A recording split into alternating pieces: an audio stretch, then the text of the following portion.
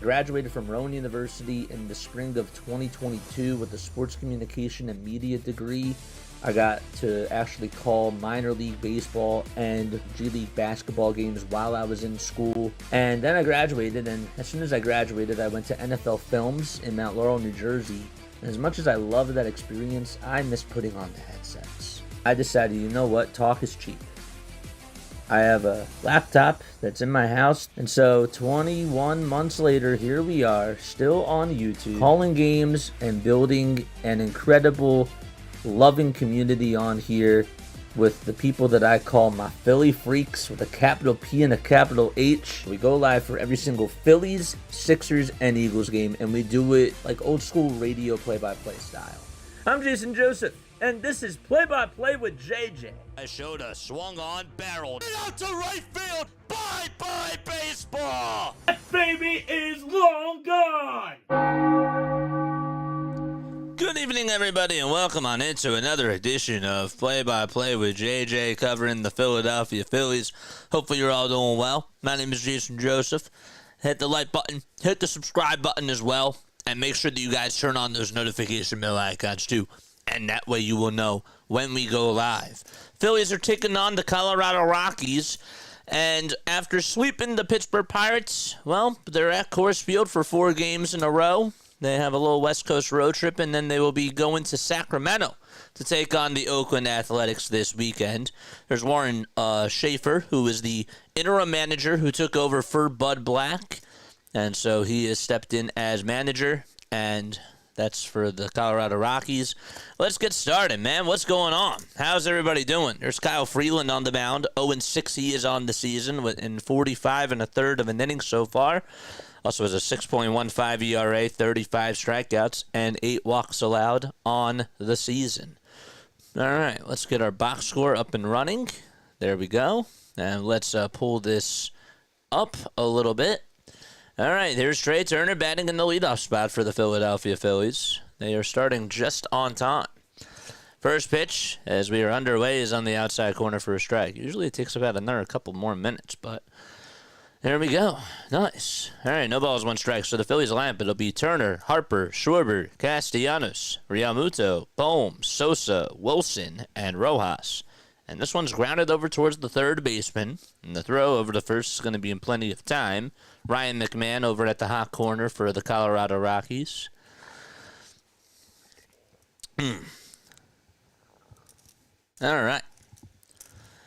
So, Phillies, again, their lineup, it'll be Turner, Harper, Schwarber, Castellanos, Realmuto, Bohm, Sosa, Wilson, and Rojas.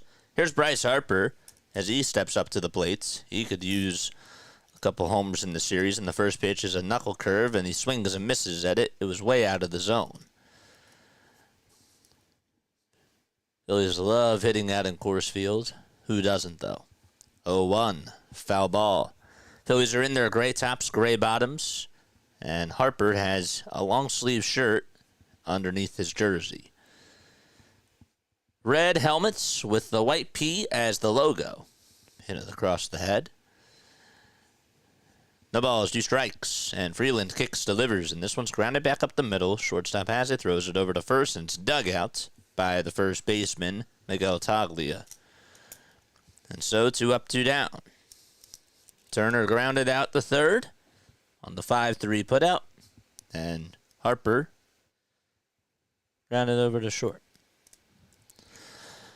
And now bring up Kyle Schwarber to the plate. What are your final score predictions? Let us know down below. Phillies shut out 9-0, says Joe. What's up? He says, go Fightins.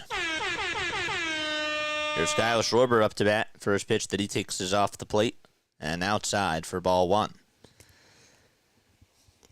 Ron Kolpa is calling the balls and the strikes. Corey Blazer's over at first. Manny Gonzalez is the second base umpire.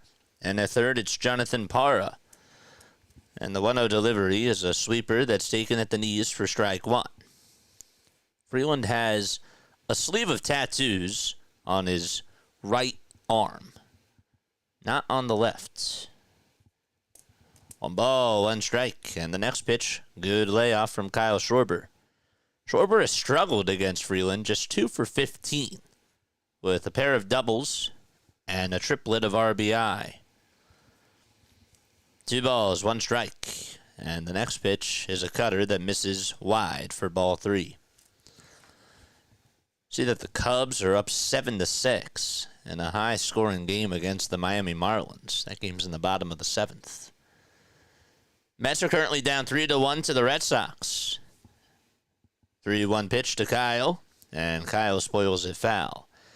That means that if the Mets lose and if the Phillies win, then the Phillies will be back in first place in the NL East. Freeland with a sinker, a sweeper, a four-seamer, a knuckle curve, a cutter, and a changeup. 3-2 on the way, and it misses down low and outside for ball 4. There's Kyle Schwarber walking over to first base. This season so far, 33 walks for Kyle and 168. Actually, really, it's got to do the math. And almost 200 plate appearances. I always forget, it's not at bat. It's a plate appearance. Nick Castellanos has had a lot of success against Kyle Freeland. Let's see if he can do so here. First pitch, he pops it up out over towards shallow right field. On the run is the right fielder, and he can't find it, but now he does, and he'll make the catch over towards the line. So, Tyler Freeman is the one who catches it, and Kyle Freeland gets out of the inning. That's a tongue twister. All right, we're going to the bottom of the first. No runs, 1 man left. Rockies are coming up to bat. Okay.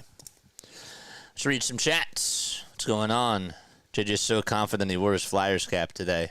Why not? The one thing I noticed is that I gotta mix up the fashion a little bit. You know, the one thing about baseball is that you can't be like wearing the same stuff. You got to mix it up a little bit. So I had to do that tonight. And I thought, you know what? Tonight's a good night to do it. Why not? Go Flyers. Yes, sir. The air is thinner, so the ball carries further. Yes, it does. Farther. Farther or further. I should know. It's farther. Phillies 5, Rockies 3, says Eagle Auto. Let's get into the starting lineup for the Colorado Rockies. Jordan Beck is going to be leading it off out in left field. Ezequiel Tovar batting second for Colorado, and Hunter Goodman batting third. He's had a really good year. Miguel Toglia is batting in the cleanup spot. Brenton Doyle following him, batting fifth. Ryan McMahon slides down to the sixth hole. Tyler Freeman is batting seventh. Adayo Amador is batting eighth.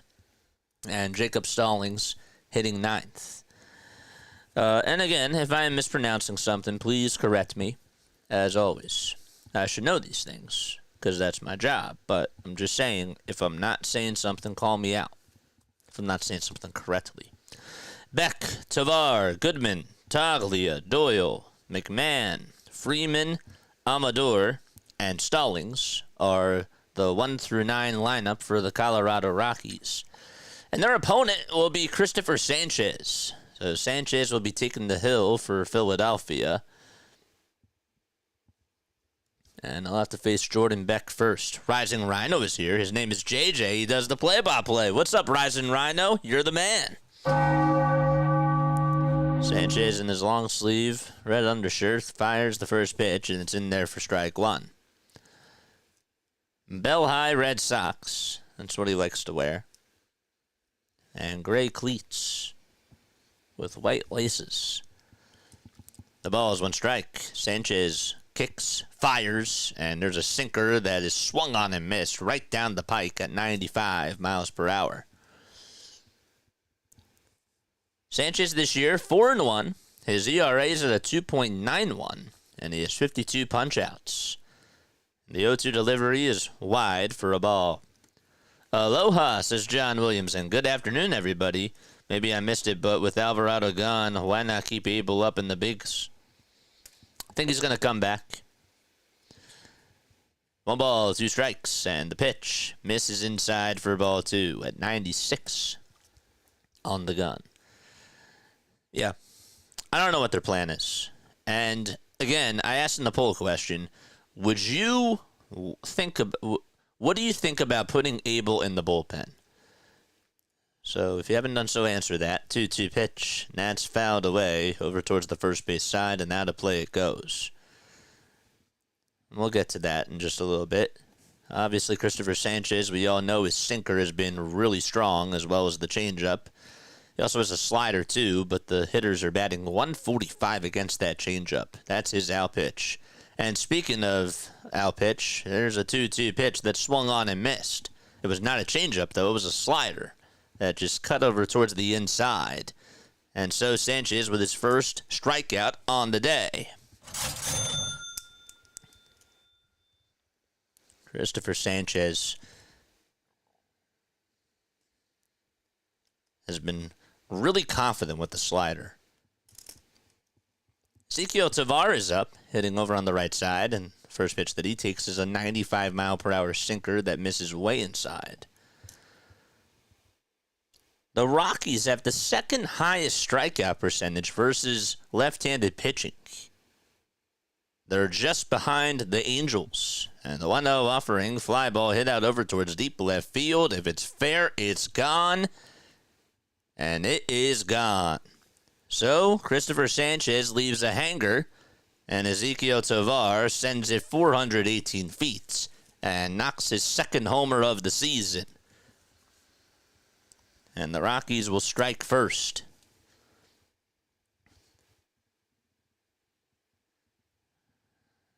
I think that was supposed to be a slider that was supposed to go low and inside. And Tovar was like, I'm going to belt this. And he did. Right down the middle.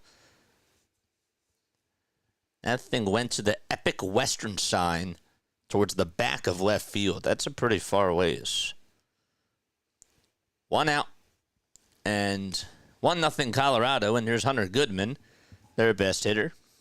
He swings and misses at strike one. His average is at .299. He has 7 long balls, and he sends the next pitch foul.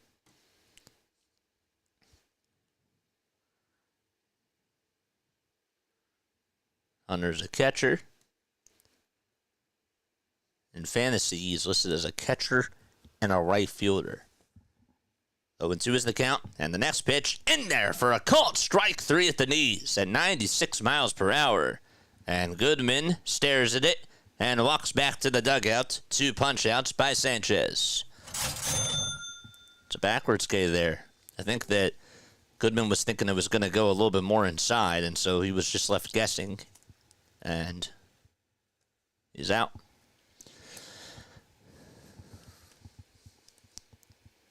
Two gone in the bottom of the first. And the pitch is at 95 miles per hour. It's at the knees for strike one to Miguel Toglia. He went 1 for 12 in the first series against the Phillies. His average sits at .209. The windup, and here's the pitch from Sanchez. Another 95-mile-per-hour sinker that catches the knees on the inside corner for strike one. Besides the one-hanging slider, his sinkers have been really on point. The 0-2 pitch, and it's inside and low at 96. Hiya, freaks, it's Tracy. What's going on, Tracy? You look like a fan, JJ. Cool. That's what I want. Two gone, bottom of the first, 1-0 Colorado. And the 1-2 delivery is a changeup that's in the dirt. On the defensive side of the diamond, the Phillies will have Harper at first, Sosa at second. At third base, it'll be Alec Boehm. The shortstop is Trey Turner. In the outfield, from left to right, Wilson, Rojas, and Castellanos. 2-2 pitch, swing and a miss. He struck him out. And Cristopher Sanchez strikes out the side. He does allow a homer to Ezequiel Tovar, but we're going to the top of the second, 1-0 Colorado. Sanchez means business today. Orlando says Abel is a starter. Bullpen dude is a starter, but hey, we need any help that we can get. I still think Rangers should go to the bullpen. JJ, what's on your shirt? It's a logo that says Pegasus Sports. That's what it is. Cut Sanchez, says Larry, after the home run. Okay. All right. Hear me out here, okay? Let's go to the monologue screen. I love what Mick Abel was able to do. Okay, no pun intended there. Aaron Nola doesn't, to me, have bullpen stuff. Okay? I'm watching him, and I was watching Mick Abel yesterday, and I was also listening to Jack Fritz talk about this more, too, on the High Hopes podcast that he does. And I thought a little bit more about it, and to me, okay, he's throwing like 96, or he's throwing like 99, 98, okay? And when I'm watching him throw the slider and I'm watching him throw the curveball, I'm thinking to myself, well, he can give you some depth in the bullpen. Obviously, Ranger could too.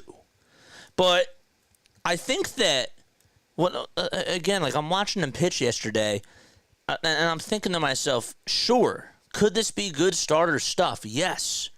But you're stacked in the rotation. Okay? If you call up Painter, Andrew Painter, I don't want Andrew Painter in the bullpen because Andrew Painter, with the way that he's been rehabbing, it's been sort of like he's been rehabbing like getting back into pitching as a starter. So I would experiment it. Okay, maybe you don't have to make a trade. Maybe you could just try to put Mick Abel in the bullpen and have him eat you a couple of innings. With Abel, it's like, sorry, with Painter, it's like, okay, he's going to pitch one inning here, and now he's going to pitch another inning like the next day, or that changes the whole routine. And I don't want to do that because, again, he's coming off of Tommy John. So I'm willing to try it. And I think it would be interesting to do. I would want Ranger in the bullpen as well. But you have to figure this out. 1-1 strike, and JT Realmuto is up to bat. Aaron Nola, to me, doesn't have good bullpen stuff. He just doesn't. 1-1 strike, and the pitch is popped up towards the first base side and it actually heads over towards the outfield grass, and Amador is going to call off the first baseman, Toglia, make the grab. And the first out is recorded. That thing was popped up a mile high. It's also hardest on the wrist, a change-up, that is. What's going on, folks? I know I'm a little bit behind in the chat. Abel had a wicked curveball. He did. And I think that would be really good for him to... So I think that would make him really lethal in the bullpen. I do. He's like a secret weapon. That's what Ranger was a couple of years ago, too. I think that Abel could do that.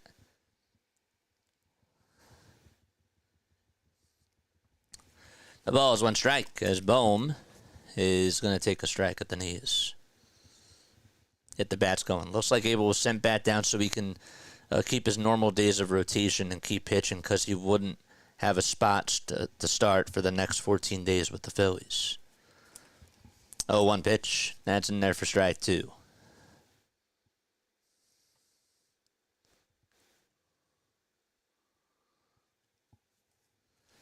The ball is 2 strikes. And here's the pitch. It's in there. It's actually down low, for a ball. Better not lose to an 8-win team. But for real, JJ, it's nice to be here with you all. I'm happy that you're here as well.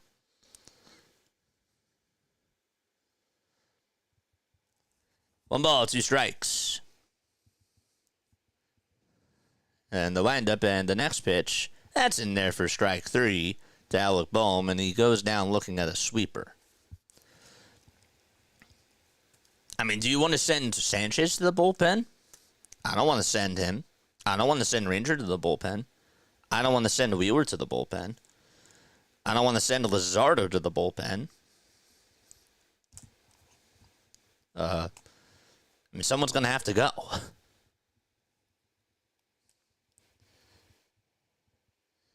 The pitch to Sosa. It's grounded over towards the first base side and into right field for a base hit. And then Mundo Sosa able to make some good contact with the baseball, put the ball in play, and good things happen, of course, when that does occur. Just put it right in between the 4-3 hole.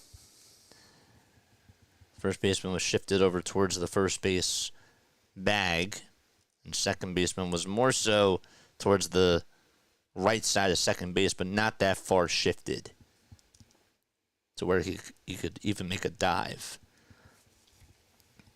Pitch to Wes Wilson as he comes up, and that's taken outside. I agree with you, Jay. Noah stinks. Ranger has pitched out of the bullpen before.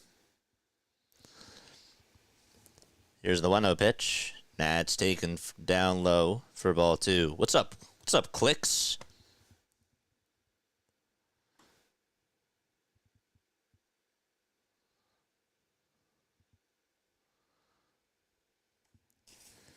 Two balls, no strikes. And the pitch on the way is inside for ball 3.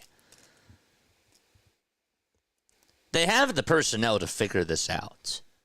They have to have the tough conversation of figuring out, all right, you're coming out of the bullpen, you're going to be in the rotation. Because they have the pieces. If you have a stacked rotation, you should be able to figure this out. It's not rocket science. 3 balls, 1 strike. Top of the second, 2 outs. Now's a good time to try it. It's only May 19th. 3-1 on the way, swing and a miss. Seems to be having a crazy fun night.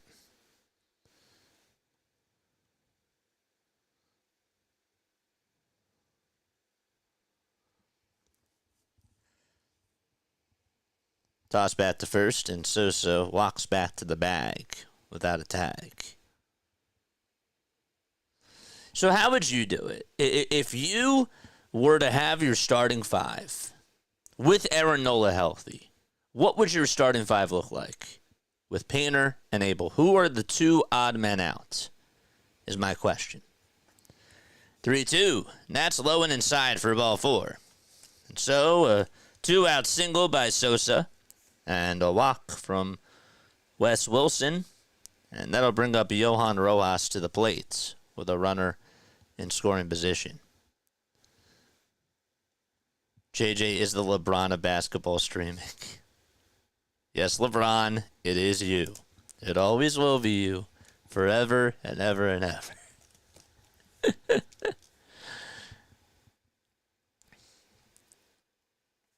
The pitch, swing and a miss. If I'm sending Ranger to the pen, then go ahead and trade him for bullpen help.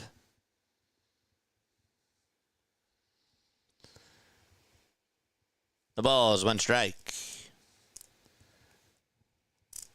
The pitch.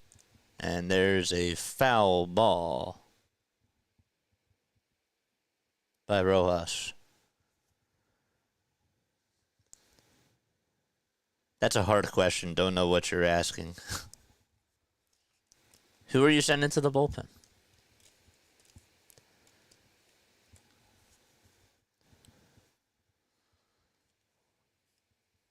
The ball's 2 strikes. 2 runners on. 2 outs. Top of the second. And the pitch to Rojas. He pops this one up over towards the first base side in foul territory. Taglia gets under it, makes the grab, and that is caught for out number 3. All right, we're going to the bottom of the second inning. Phillies strand 2 base runners. And the Rockies are coming back up. They lead at 1-0. Painter and Abel are a different category. Can't compare the 2 groups.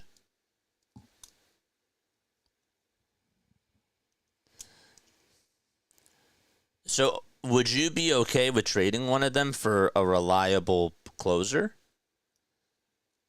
Are you willing to give up the future?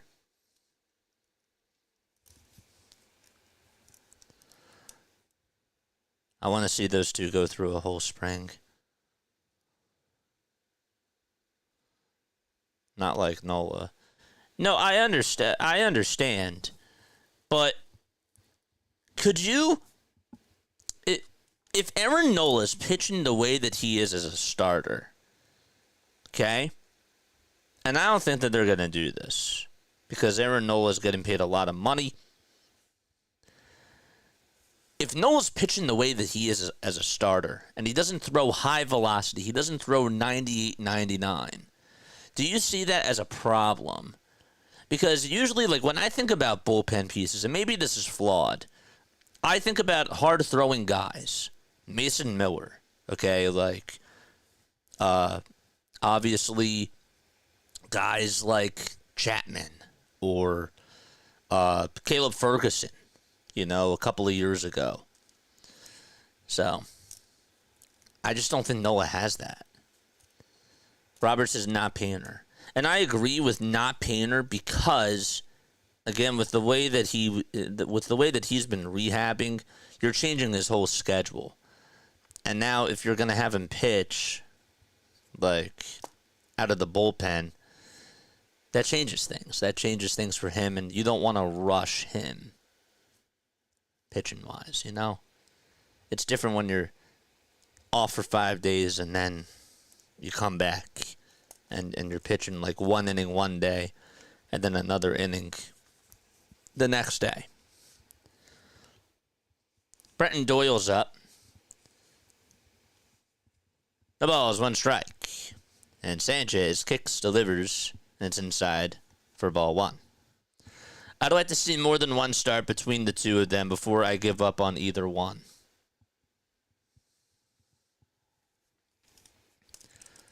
On ball, one strike. And the pitch. It's grounded over to shortstop. Turner gets to it and picks it up, throws it over to first, and one away. Absolutely. Trade Nola for another bullpen and bring Abel up to start.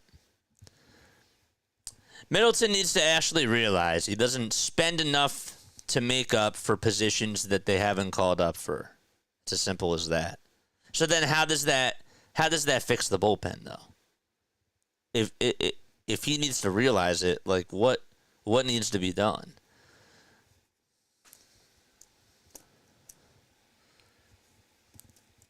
The pitch is taken for a ball to Ryan McMahon. One ball, no strikes to Ryan.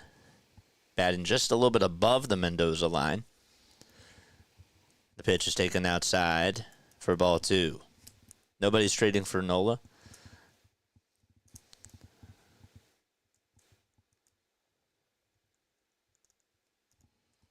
Two balls, no strikes. And the pitch is taken on the inside corner at the knees for a strike. But we have to have these conversations because that's the elephant in the room. That is. We need to start having these combos.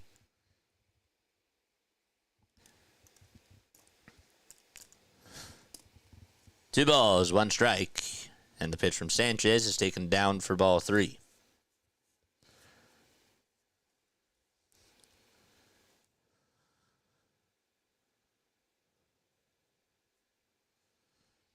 Three balls, one strike, and the next pitch was way down low, but it's called strike two from Ron Culpa.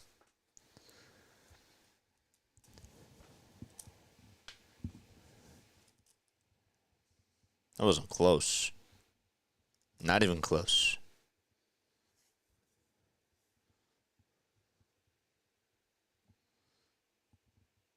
Three-two. It's grounded over towards second base. Sosa picks it up, throws it over to first.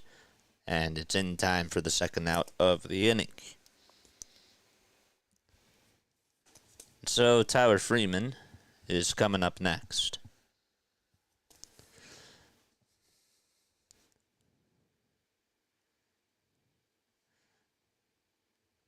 I wonder if the Phillies would be interested in Ryan McMahon. And do they really need a third baseman? I guess that's not really on the top of the priority list. Here's the pitch on the way. Swinging a ground ball. Backhanded by Bohm. Over at third base. Throw on the run. Over to first. Just in time. Nice play by Bohm. Alec Bohm flashing the leather. And he threw it over to first base and just got Freeman out. And so 1, 2, 3 go the Rockies.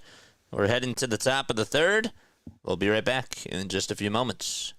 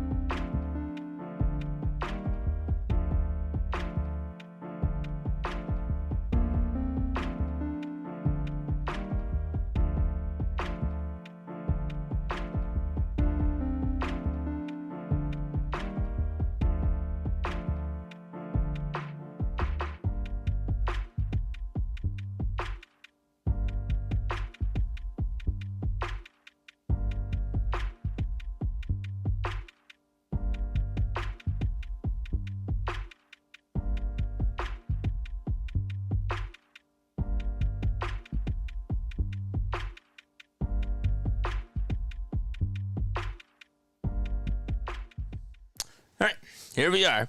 Top of the third inning. First pitch to Turner is in there for a strike. Second pitch to Trey. He pops it up. It's a foul ball right behind home plate.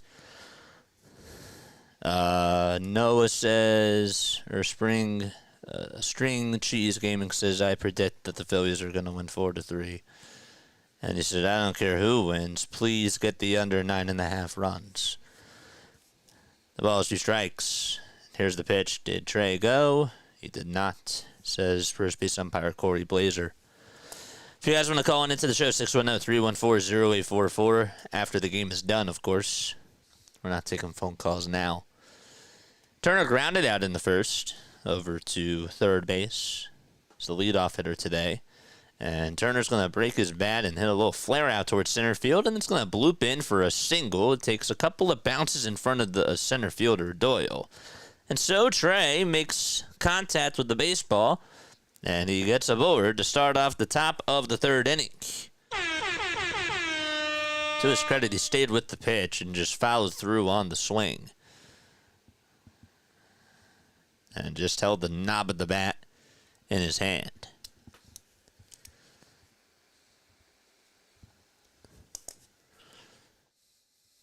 But yeah, what are your thoughts about Mick Abel going to the bullpen? How is it fun to watch sports and only care about the total points scored and not care about who wins? What's the point, says Larry. The pitch to Harper, foul ball.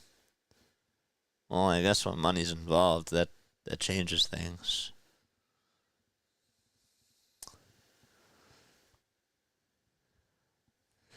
Hit the like button and subscribe, folks. Harper's in the box. He's 0 for 1 today.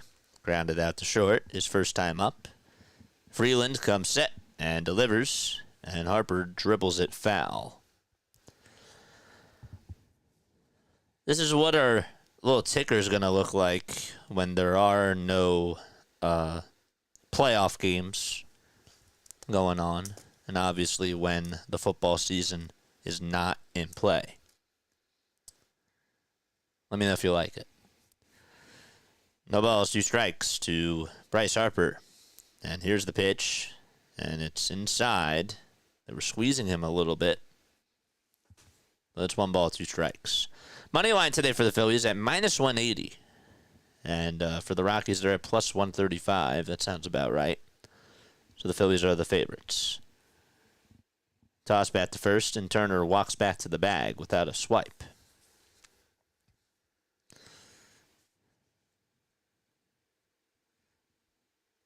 Harper's 32 years old. He's lifetime just 5 for 27 against Kyle Freeland. Hitting just a $185. Runner goes, and the toss bat to first, and the throw to second base is in time, so Trey Turner did not read that correctly.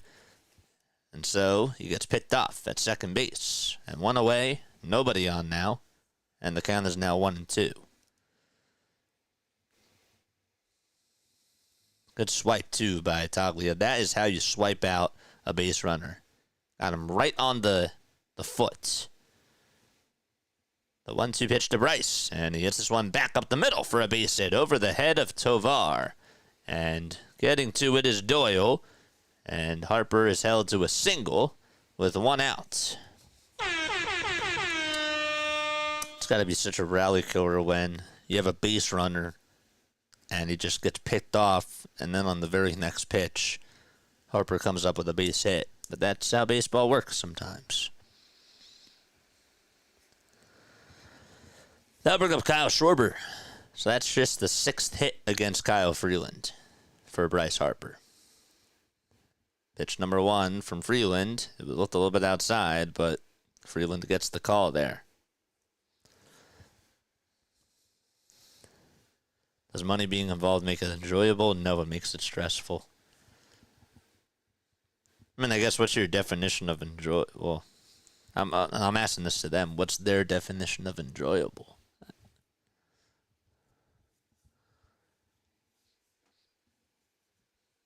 The ball is 1 strike. And here's the pitch. That's a little bit more outside. Was not called strike.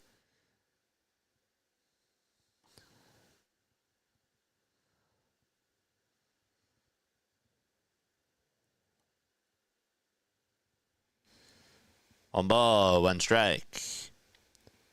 And the windup and the next pitch to Schwarber. Gets down on one knee and fouls it off. All I have for this game is a U double J. I like that. Double J. Now that is cool. Appreciate the hat as well. Been showing love to the Eagles. Been showing love to the Sixers. And obviously to the Phillies, but I have to get the Flyers involved. I do. It's a big draft for them coming up. 1-2 pitch to Schwarber, swing, and a miss. He went around. And so he goes back to the dugout. Not happy with himself. And there's 2 outs.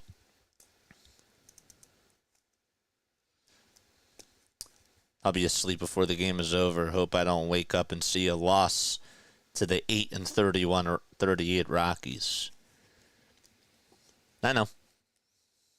I get it.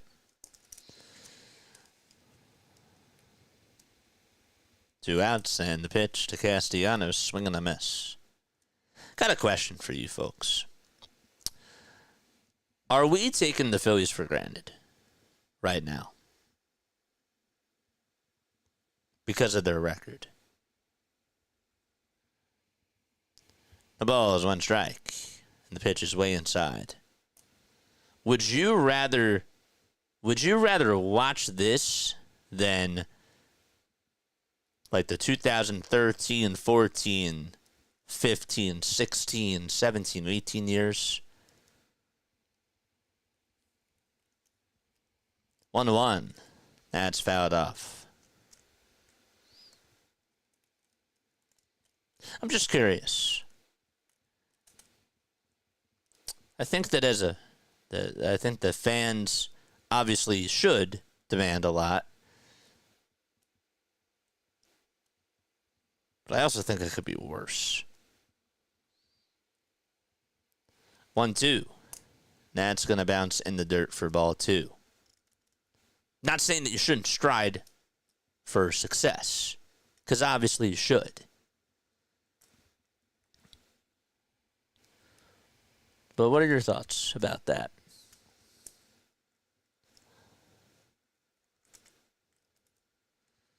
Two balls, 2 strikes. And the next pitch is going to bounce in the dirt for ball 3. Not taken for granted. They're in a window of opportunity right now. Need to win. It's fair.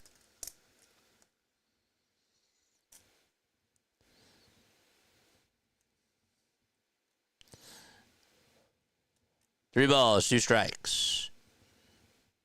And the pitch to Castellanos, swing and a miss. He strikes out on a 93-mile-per-hour fastball. And so we're going to the bottom of the 3rd inning.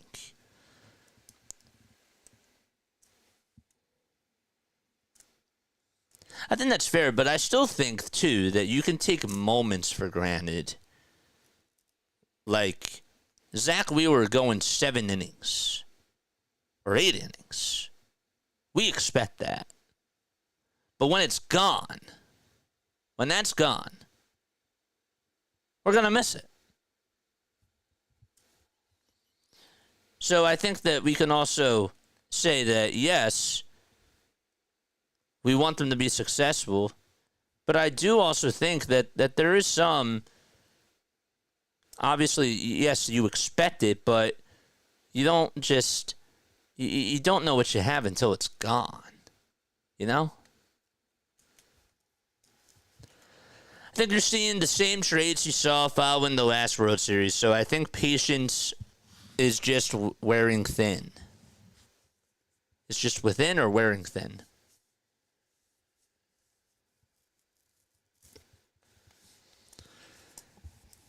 I think it's an interesting conversation.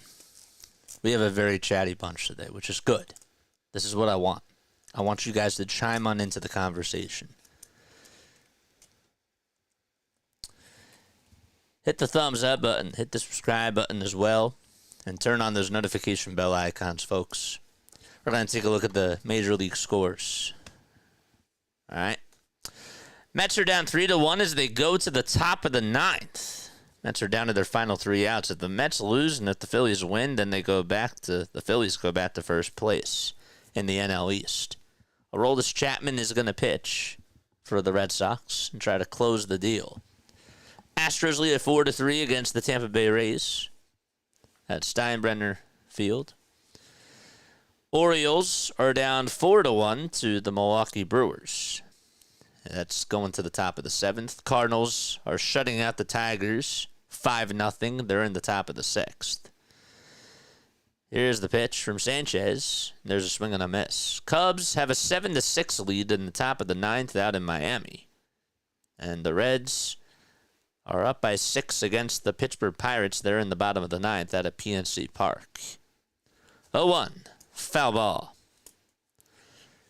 Twins are playing the Guardians in a rivalry game. It's 2-1 Minnesota. They just snapped their 13-game winning streak. That's in the top of the 3rd. Mariners are out in Chicago playing in the White Sox. It's 1-0 in the top of the 8th. Seattle has the upper hand. 0-2, and that is down for a ball. Tonight, you got the Giants hosting the Kansas City Royals at 9:45. You also have the Dodgers playing against the Diamondbacks at 10:10. And the Angels are out in Oakland, or are out in Sacramento. 1-2 pitch, swing and a miss, and Amador strikes out, and that's the 4th punch out tonight for Cristopher Sanchez.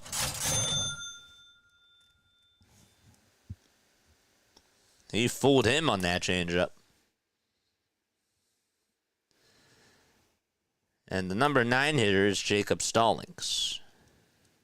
So he rests the bat on the shoulder and swings at the first pitch. Hits this one out over to right field. Castellanos shies backwards. Stops, waits for it, makes the grab. 2 up, 2 down.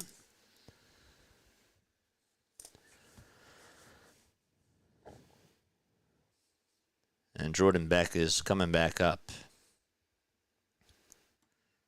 Beck is 24 years old. Last year in his rookie season, had 3 homers, 13 RBI, and a 188 average. He's one of their top prospects in the Rockies organization. First pitch is taken for a strike. Did have 7 steals in 8 attempts. The ball is 1 strike, and Sanchez kicks, deals, and it's fouled back towards the screen. 8 of the first 10 pitches, 8 of the 10 first pitches have been strikes for Sanchez. Still pretty sunny out at Coors Field. Not a lot of shadows. 0-2 pitch. That's going to be poked out towards right field. It's going to drop in for a base hit. It takes 3 bounces in front of Castellanos, and trying to head on over to second base to extend a single into a double is Beck, and he gets in there safely, diving in there head first. He tested Castellanos, and, well, he hustled out of the box.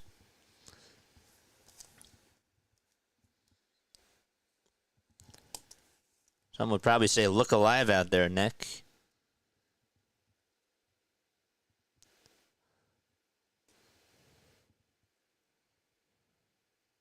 It was a good throw, but I think he could have gotten to it a little bit quicker.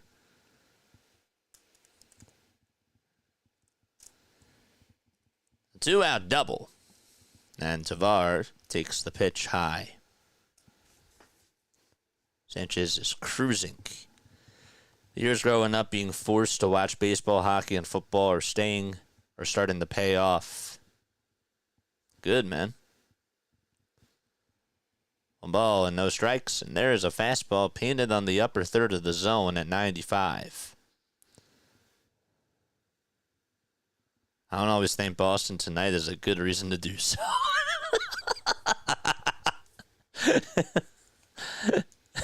It's true. Good one, Ryan. 1-1 pitch, and it's fouled away. I don't know when that sinker was reaching 94, 93. Now it's getting up there to 96, 97, and at some points I saw it go up to 98. Just ridiculous. 1-2 pitch from Sanchez. That spoiled foul. It was a changeup that was wide. Nick exhausted from changing diapers, says Ariel.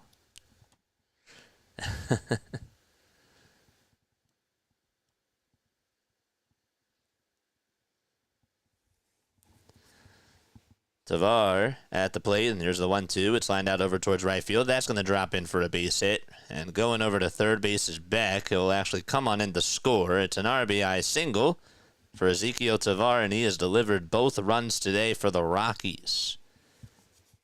He's just had Sanchez's number. He's like Teoscar Hernandez.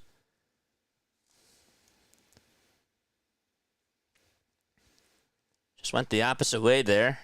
Kept his head down, followed through on the swing. And Casti made the right decision to just let it go. You know, he slowed up a little bit as he got over towards the ball. I didn't think he was going to make the catch. 2 outs, and the pitch is chopped foul by Hunter Goodman. That's what happens when you hustle on into second. Goodman struck out in his first at-bat. Tavar leads off over at first. He has wheels. And the 0-1 is wide. Zeus. Maybe Sanchez should go to the bullpen. Just kidding.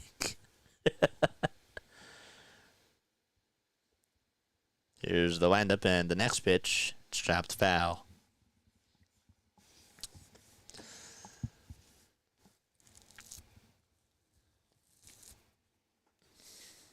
Goodman had a really good series against the Phillies. At one point, he delivered, I think that he delivered 3 runs, like all 3 runs of the series. He had a solo homer in 2 straight games. Then had that 1 RBI double. There it goes, and the 1-2 pitch is going to be chopped foul, and so Tavar has to get his exercise and go back over to first base. The helmet came flying off. Goodman did homer in Game 2 of the series against the Diamondbacks. Went 3 for 6 in that series. Had 2 extra base hits, including the homer, of course, and the double. 1-2. That's down for a ball. He's batting .343 in the month of May. 23 for 67. Just 2 homers, though. But 15 runs knocked in. 2 balls, 2 strikes. 2 gone. And the toss bat to first. And Tavar gets back there without a swipe.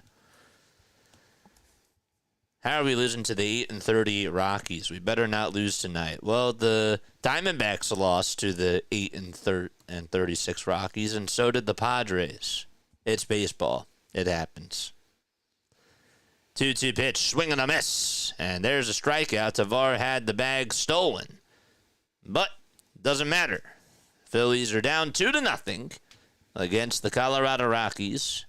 As Tavar comes through with an opposite field RBI single, gets his 2nd run knocked in for the ball game, and we're heading to the top of the 4th, 2-0 Colorado.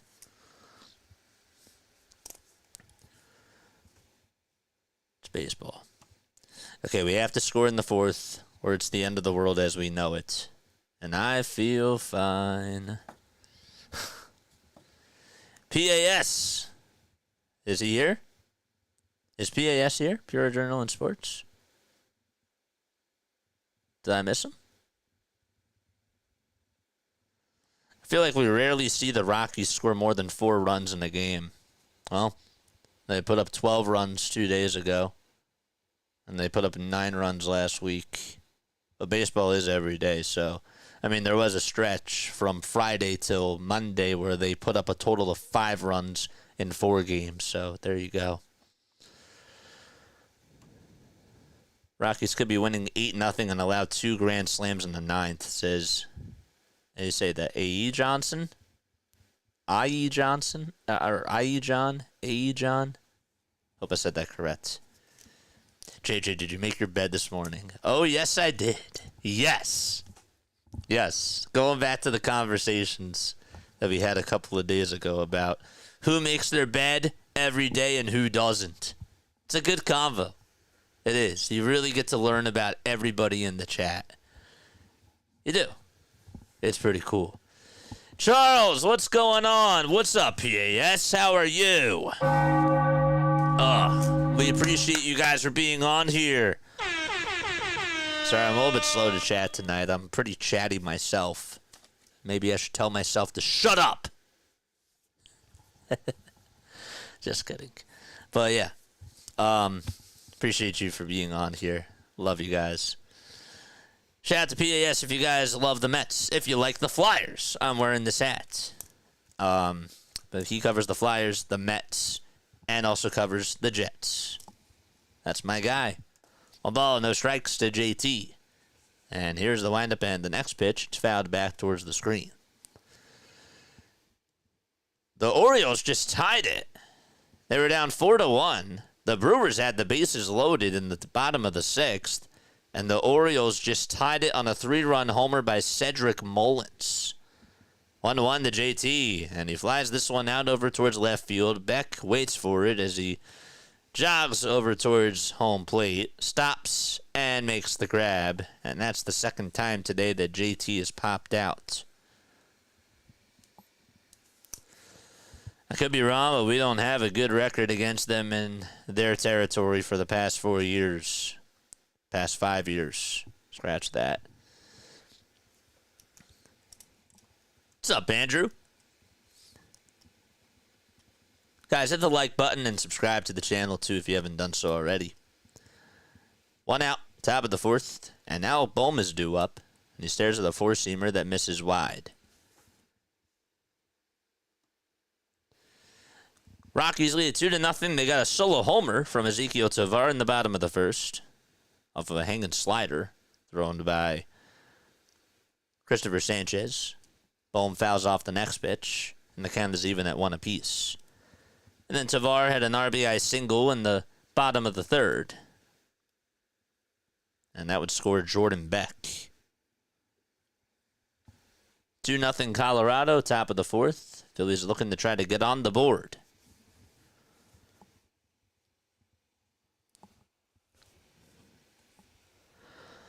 Freeland still on the mound. He'll get set at the belt. He kicks and delivers. And Bohm fouls it off over towards the first base side. Get out of play. It does. That just hit a fan. The girl didn't even get up to get the ball, but there were like a pile of guys that were over there, and they were just trying to fight for it. It's now a Bohm foul ball. Come on. Tracy, what's up, Tracy?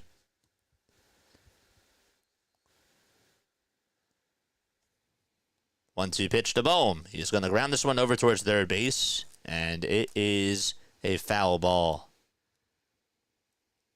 I can never tell sometimes as Bohm has to go get his bat. I can never tell sometimes when you hit a ball down the line sometimes, and they call it a foul ball.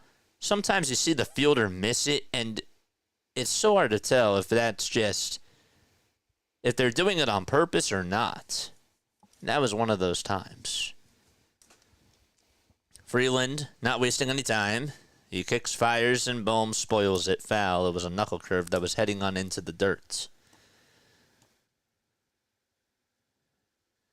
Thank you for the stream. I live out of the U.S. and MLB hates that apparently blackouts are everywhere. We go live for every Phillies, Sixers, and Eagles game. We also do Sunday Night Baseball as well. So thank you so much for coming on here. 1-2 pitch to Bohm. Fly ball hit out over towards left field. That's going back over towards the track, and it is caught right on the warning track by Jordan Beck.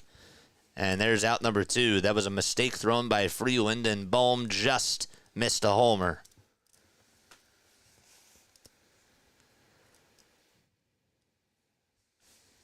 Hit it hard, just right at Beck. And he ran a pretty good route to go track down that ball. 2 up, 2 down in the top of the fourth inning. I think Edmonton's the only Canadian team left. The pitch to Sosa looks like a strike. It's called ball 1.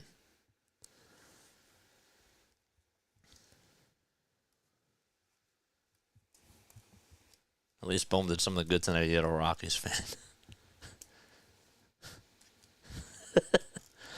1-0 pitch. It's in there for a strike. I had a dream that I was at a bar the other night, and I saw a former Sixers player, and Joe's like, "Good. Did you punch him?" 1-1, swing and a miss. Just tuned in. Sanchez looked like he struggled the last outing. How's he looking so far? It's been good. He's just had a couple of mistakes thrown to Ezekiel Tovar. Also had the one base hit allowed from Jordan Beck, where he extended a single into a double. It's not getting any run support, though. 1-2 pitch, and Sosa bounces a foul. 3 innings, 5 strikeouts, 45 pitches, 32 strikes.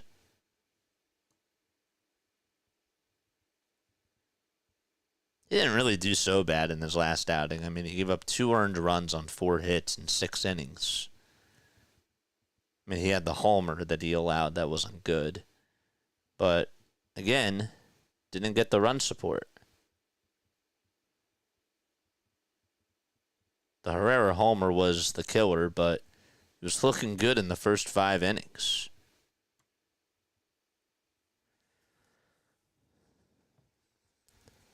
One ball, 2 strikes. And the windup in the next pitch to Sosa. Line drive, base hit into left field. It takes 2 bounces in front of Beck as he waits for it and throws it over towards the cutoff man. And Sosa pumps the brakes at first and gets on with a 2-out single.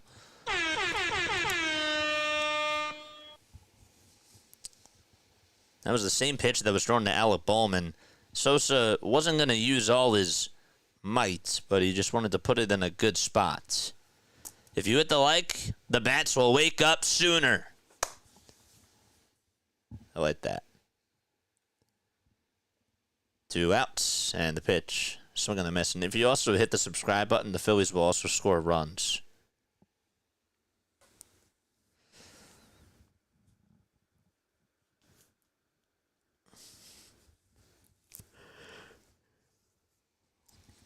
Freeland stares back at first. Now back to home plate. And the 0-1 swing and a miss on a knuckle curve that was in the dirt.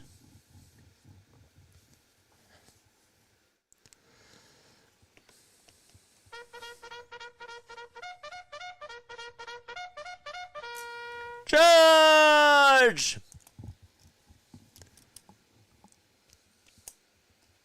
Phillies are 28-18. They have an 11-10 record on the road. 0-2 pitch. Here it comes. Swing and a miss. And Wes Wilson strikes out as we head to the bottom of the 4th inning. No runs. 1 hit. 1 man left. And we're heading to the bottom of the 4th out at Coors Field.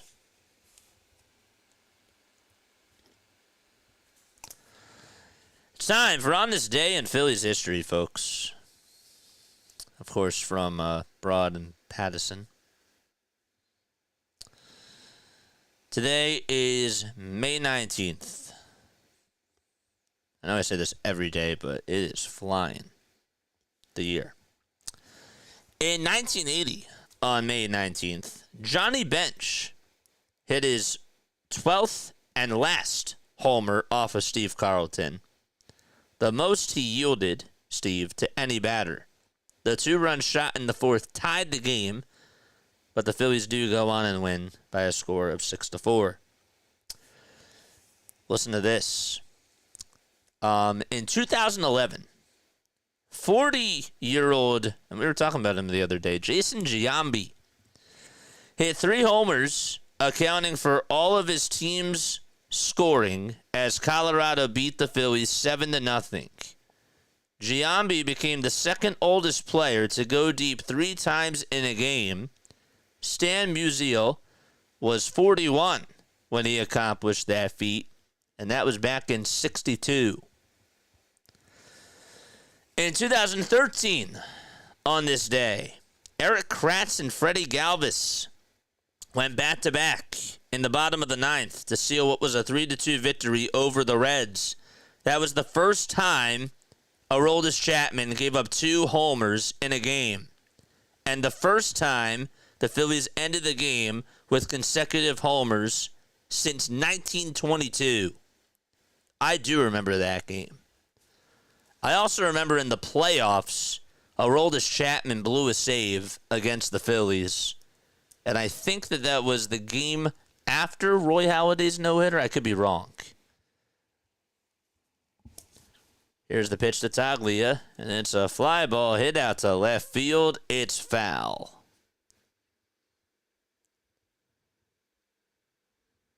I hope the Phillies win tonight. I do too. 0-1. That's bounce foul. What's up, Jonathan? Jonathan's back. What's up, Jonathan? You were tuning in last night. Appreciate you for coming back. Ooh. No balls, 2 strikes. Sanchez on the bump still. He's facing Taglia here, hitting over on the right side, and the 0-2 just misses inside at 96 miles per hour. Cristopher Sanchez, 28 years old, 6 feet 6 inches tall, 200 pounds as well. Somebody asked the other day if there have been really good pitchers that are tall. Cristopher Sanchez is one of them. We talked about CC Sabathia. There's a lot of good pitchers that are tall. 2 balls, 2 strikes. Sanchez kicks, fires, and it swung on and missed. That changeup was outside, and Sanchez records his 6th punch-out of the day. Good velocity on the changeup. Thought maybe it was going to be a little bit more towards the middle, and then it just tailed outside and sailed away. There's another changeup thrown to Brenton Doyle, and it misses wide. I remember that one too, says Larry. It was memorable when Chapman failed. Yeah. 1-0, foul ball. You know what also I remember? I mean, I remembered a lot of things. But when Carlos Ruiz hit the home run off of Craig Kimbrell, I was at my grandma's house, and I was jumping for joy when Kimbrell blew a save against the Phillies. That was awesome. 1 ball, 1 strike. And here's the pitch. It's grounded towards the right side. It's bobbled by Sosa. It goes out towards center field. And Castellanos will get over to it, heading over to second base. And getting on in there safely is Doyle. And that's going to go down as an E4. Not a good play by Sosa. It didn't take the hop that he anticipated and just bounced out of the glove. Went over towards his left, and it actually hit the bottom of the glove, and it just deflected off of him and went towards right center field. And so, an E4. I wonder if they're going to call that a single and an E4. We'll wait and see what the scoring is. 1 out, bottom of the 4th, and the pitch is in there for a strike.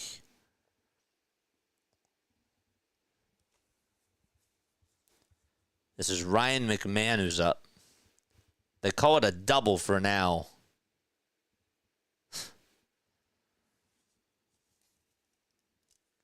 No balls, 1 strike.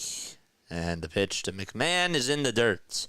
Tigers fan, but I have Phillies money line as the last leg of my parlay, says Noah. Thank you so much for subscribing, man. Appreciate you. I'm related to the pitcher John Gray, former Colorado Rockies pitcher John Gray. He was on the Rangers, correct? 1 ball, 1 strike. And the windup and the next pitch, good block by JT, as he had to shuffle his feet and go towards his left.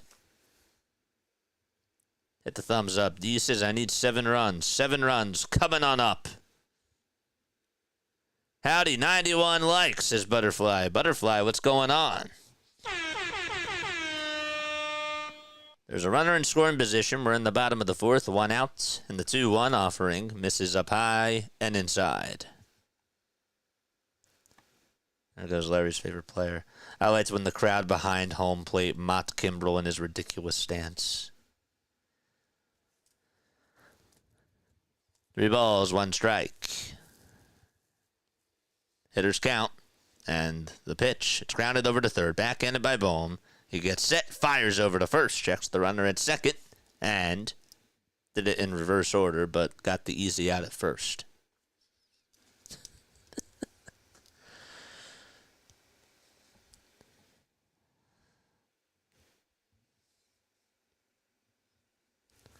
Sometimes you just squint over at third because it just doesn't really come natural for him.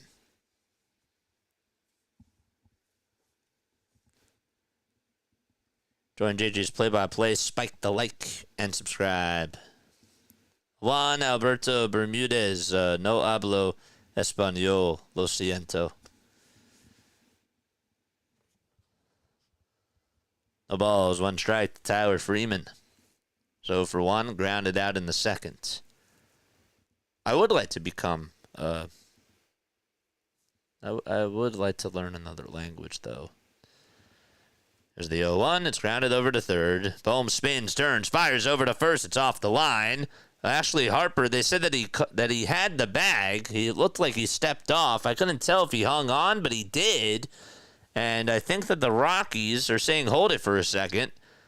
Bohm did everything that he could there. He had to spin, throw it over to first. And Harper, I don't think he kept his foot on it. I don't think he did. Well, let's see if the Rockies challenge it. They're showing...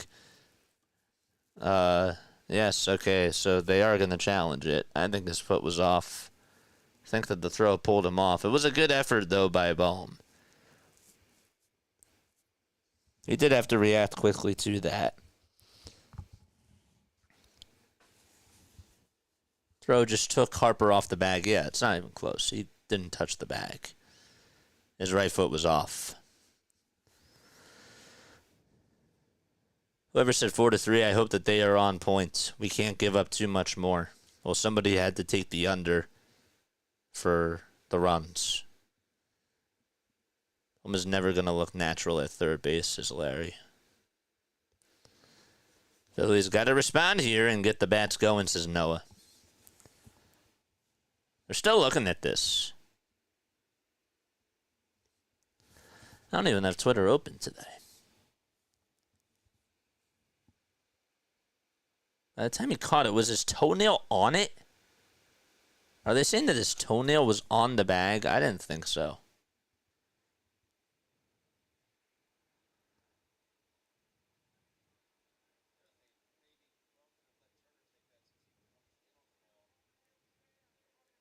The call in the field stands, really? And the runner is out. The Phillies will take that. And we're going to go to the top of the fifth inning. All right. 2-0 Rockies.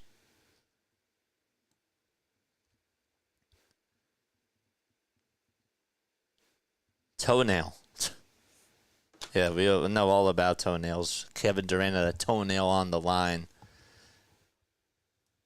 The saving toenail. Well, okay.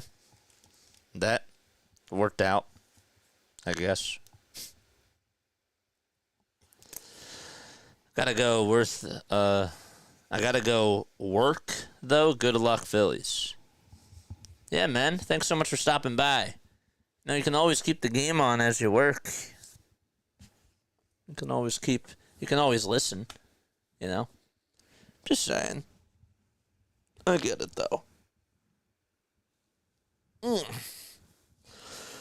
Some people like to listen to us as they work, especially during the work day.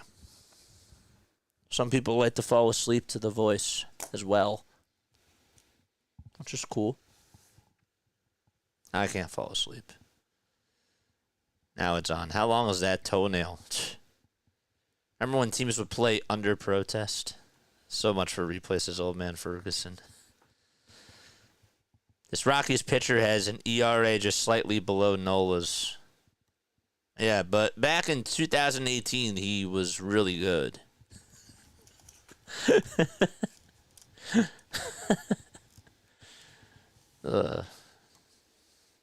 He did. He had a good year in 2000. I think it was 2018.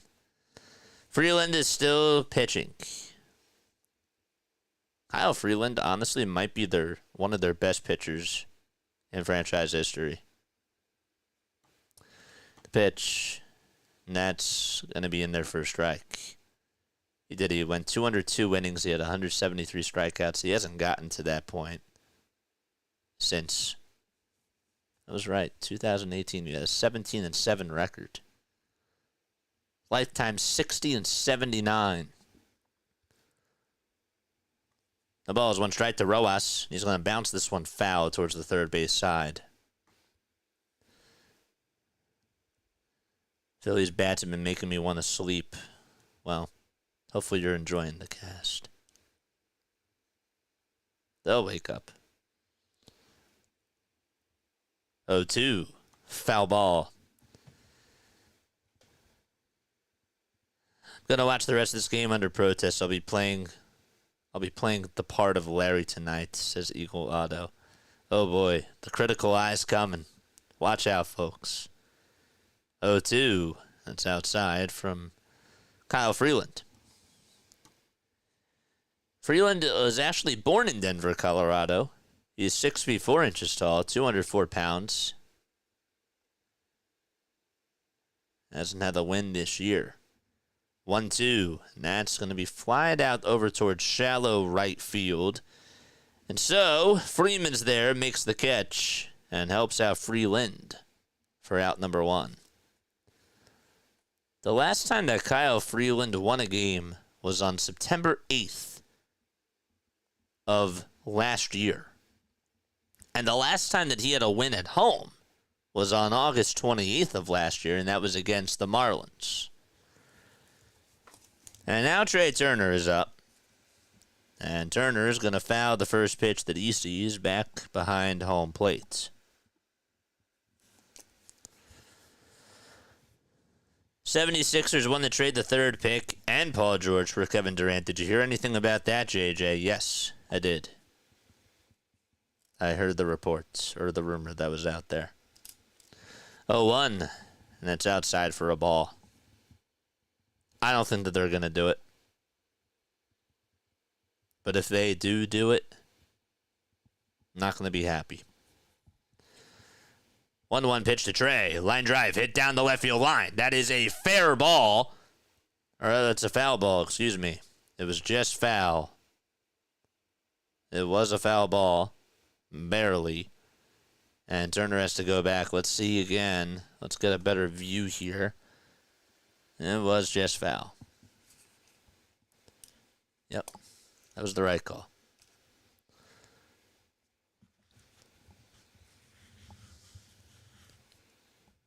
One ball, 2 strikes.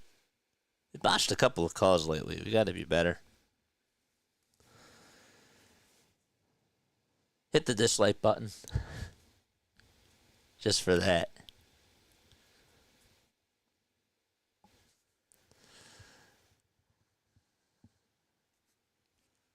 One ball, 2 strikes. Freeland gets set at the belt, winds up, and delivers again, and it's inside. Do you guys think that the Phillies will come back? Absolutely. Cardinals are in a rain delay. They're in the bottom of the 7th, and they lead at 5-0 against Detroit. Here's the windup and the next pitch, and it's low for ball 3. Chatterweek cuts this Gideon. Love the optimism.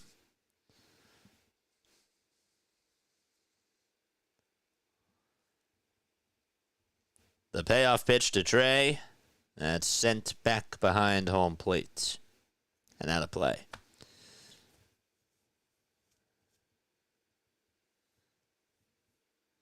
They should trade Embiid before trading for Durant. Durant and Embiid and PG are cooked. We need Maxey McKinnon, whoever they draft at the 3. 3-2 pitch to Trey Turner. That's a foul ball.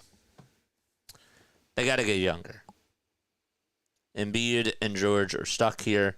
Just keep them. Keep them.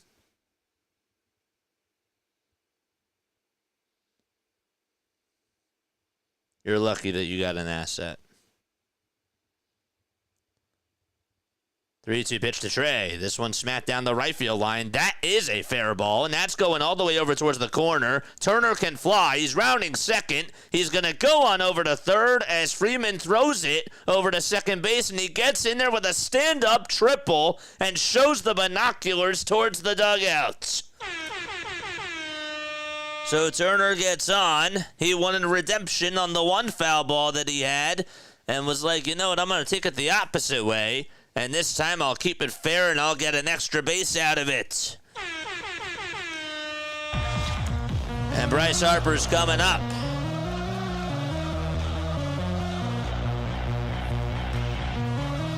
That's the second triple this year for Trey Turner. They made it look really easy.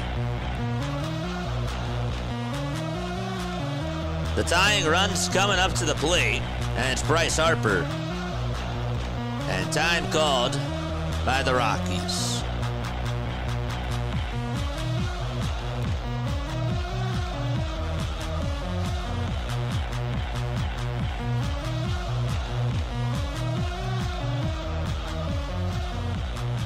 Okay. Let's go. Let's go, baby. Here's Bryce. 1 for 2. He is singled back in the third. First pitch to Bryce, swing on the miss, got a sweeper in the dirt. Kyle Schwarber's odds to get a hit, according to Bet365, as he waits in the on-deck circle. It's at plus 265. Huh. Might want to take those odds. 0-1 to Bryce, another sweeper in the dirt, and he swings and misses it again. He goes digging and fishing. Wrong sport, Bryce.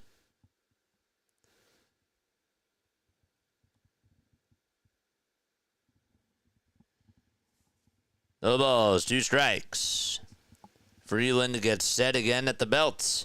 Kicks, delivers, and Harper's going to fling this one out to left field. Turner's going to come home as it drops in for a base hit. An opposite field RBI single for Bryce. And the Phillies are finally on the board as they trail by 1. Swung at 2 bad pitches, and I think Freeland was trying to do the same thing, but Harper followed through and poked it out to left.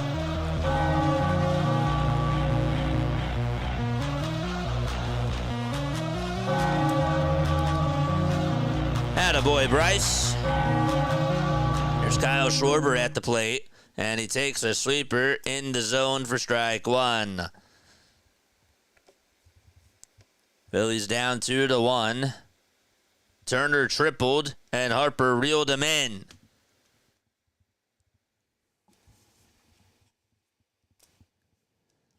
The ball is 1 strike, and the pitch is in there for strike 2. He went fishing after 2 pitches, Harper, and then I guess he caught a fish and just reeled in Trey Turner from third base. The ball is 2 strikes. Freeland looks back at first and now back to home plate. And the 0-2 delivery misses badly outside for a ball. Jimmy Herget is loosening up in the bullpen for the Rockies. It's a right-handed pitcher. 1-2 to Schwarber on the outside corner for a called strike 3, and he knew it. And he walks back to the dugout as he has struck out 2 times today. Nothing too fancy about that fastball. Just your typical 4-seamer that catches the outside corner. Schwarber was looking for something else.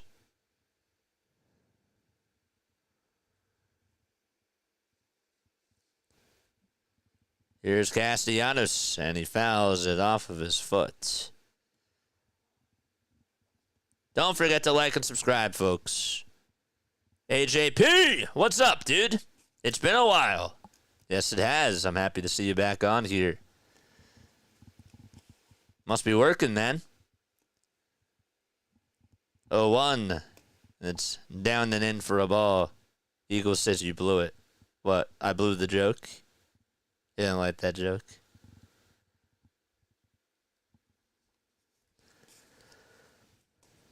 He did. He caught a fish and got Trey Turner the score. 1-1. The Castellanos fly ball hit out over towards right field, and it's going to be caught for out number 3.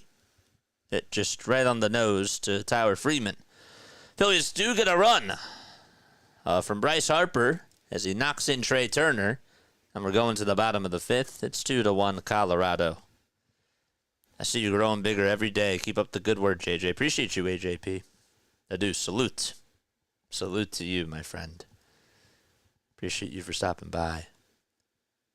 No, not you, Schwarbs. Oh, well, you said you blew it, so I thought that you meant me. I was like, what did I do? How did I blow it? I blew the fish? Blew the fish joke? And it became a blowfish? Dad jokes. Love them. The Twins are now in a rain delay. Is there like a storm going around the middle of the U.S.? Because it's delayed out in St. Louis, and it's delayed now in Minnesota. Hopefully it doesn't go over to the West Coast and hit Colorado. I would not want that.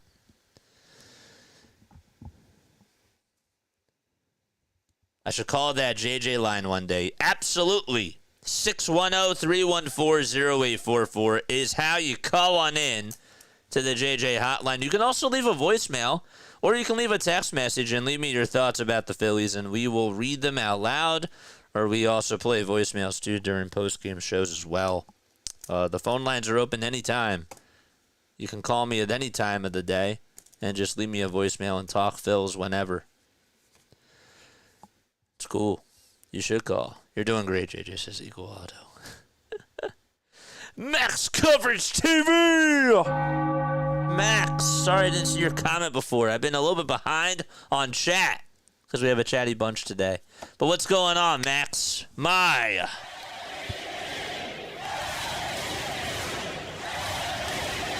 Thanks for beating those Mets for us, Max. Appreciate you. The pitch, it's in there for a strike. Colorado isn't on the West Coast. Is Colorado technically a West Coast team? I mean, they play in the NL West. But I guess, yeah. Oh, one swing and a miss. Let's see what Siri has to say about that. Is Colorado a West Coast? Colorado is not considered part of the West Coast. While it is a western state and part of the Mountain West, the West Coast specifically refers to the state's border in the Pacific Ocean. I stand corrected. 0-2, it's grounded over towards the middle. Sosa gets to it this time, throws it over to first, and there's one out. Cody Bellinger. Yes. Yes, sir. And Pete Alonso's there.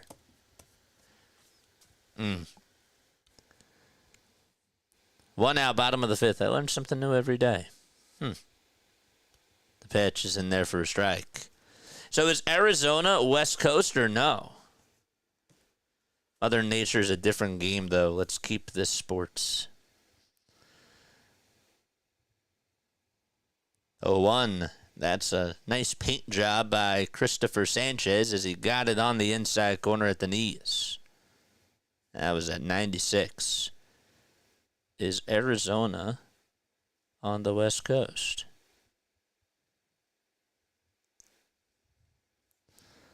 Oh, 2. It's grounded over to shortstop. Backhanded by Turner. He picks it up, throws it over to first, and there's 2 gone. Schwarber's too scared to swing. Rob says no.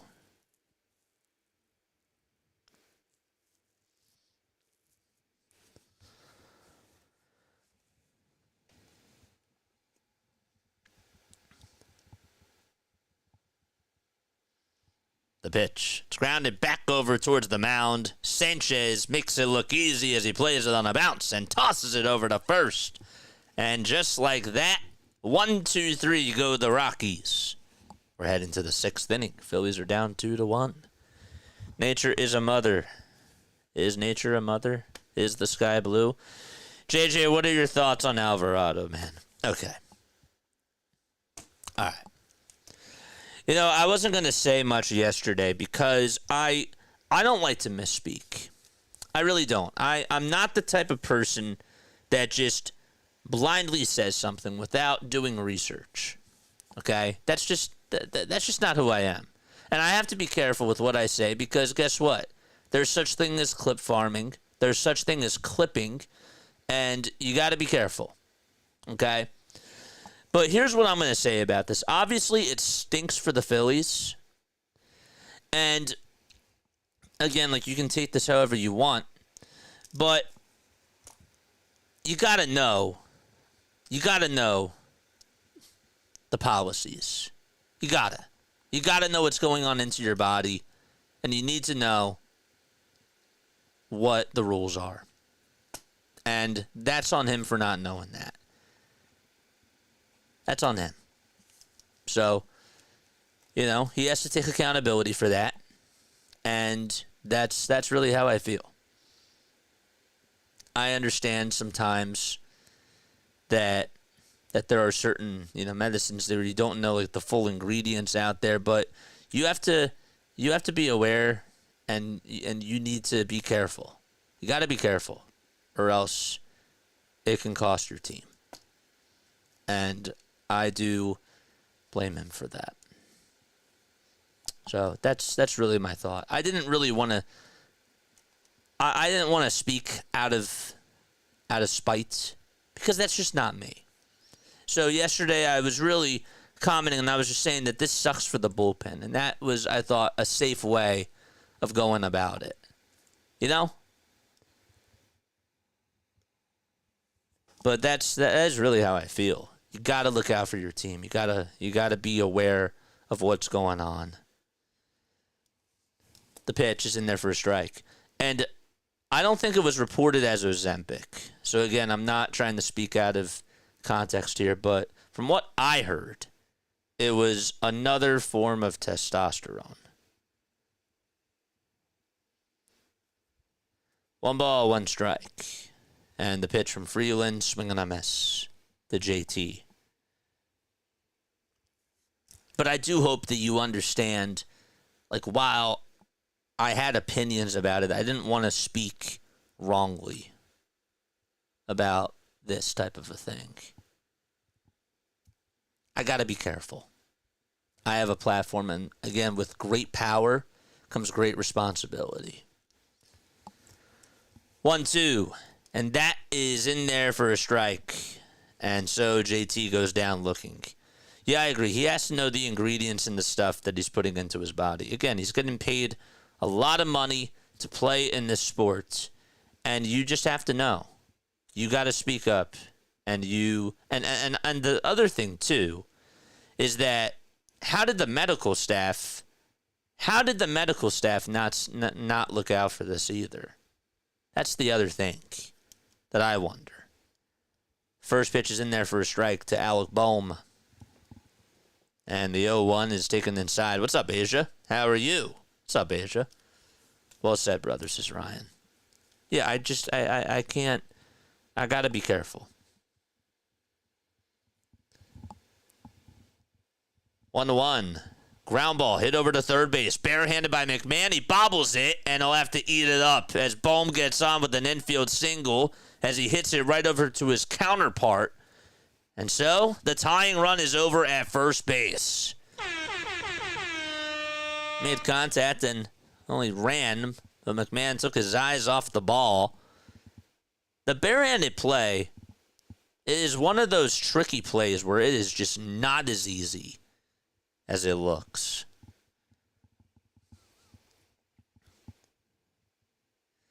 That's going to be it for Kyle Freeland. So the runner over at first is his responsibility. And so we go to the bullpen. weight loss drugs make you can hang loose. Yeah, it was a testosterone and a weight loss drug is what I read up on. Do I believe that he didn't know? I do. I did read what Matt Gelb did write. And according to Dave, he didn't know. I do want to believe that. And I am going to choose to believe that. But again, you got to be careful. I said the same thing with JT when he decided not to play out in Canada during the COVID season. You got to do what's best for your teammates. You do. There's no I in team. JJ, sorry about Alvarado. Well, I appreciate that. I will be okay without Jose Alvarado. My life will go on. But no, I do appreciate you. I know what you mean.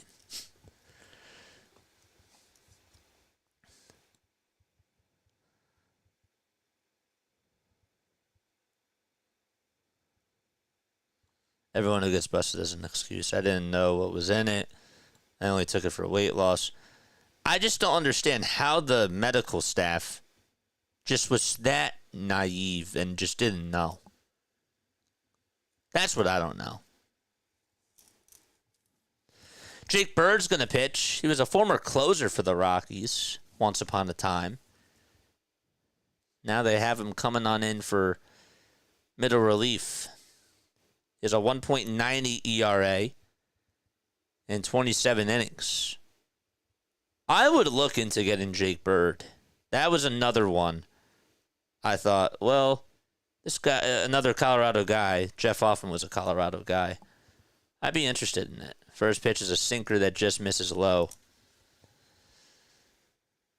You learned well at Films, JJ. Thank you. You got to be careful. Bohm leads off at first, and the 0-1 is down for a ball.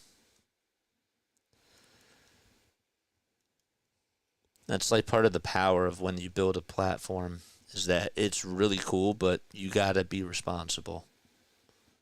And I hope I do that.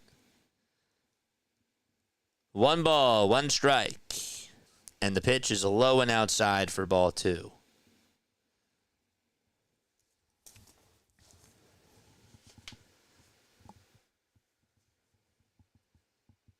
So Bohm's over at first. We're in the top of the 6th. It's 2-1 Rockies. And the 2-1 pitch misses inside for ball 3.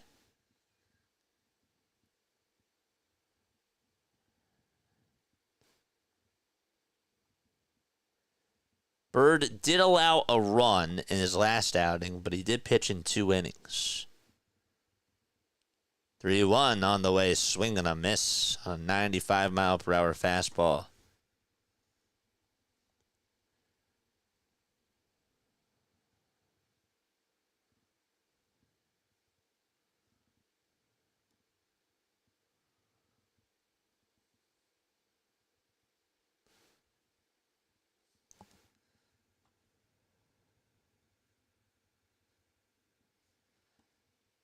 Sosa's 2 for 2 today. He did have the air over at second base, but can he come through here?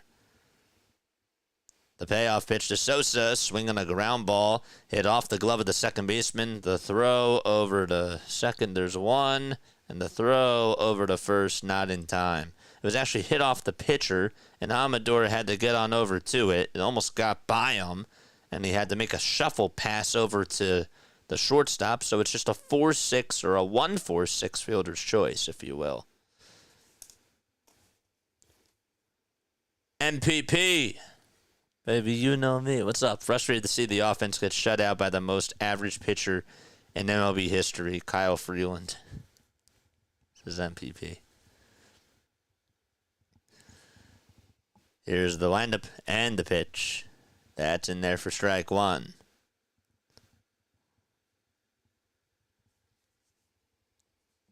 All right, let's go.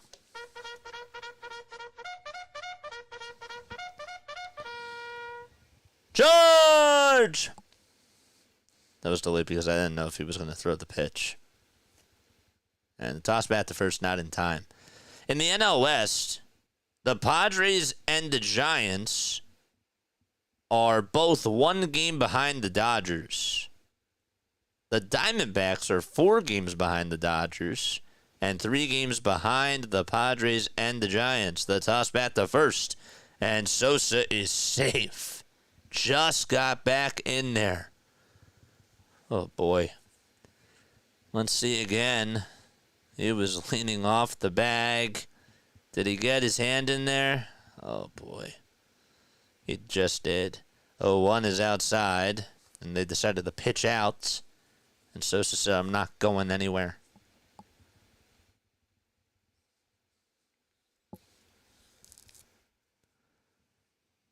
The tying runs at first. There's 2 outs in the top of the 6th. And the 1-1 to Wilson. He'll ground this one over to third. And it's picked up by McMahon. And he'll throw a missile over to first to get the third and final out. We're heading to the bottom of the 6th inning. 2-1 Colorado is the score.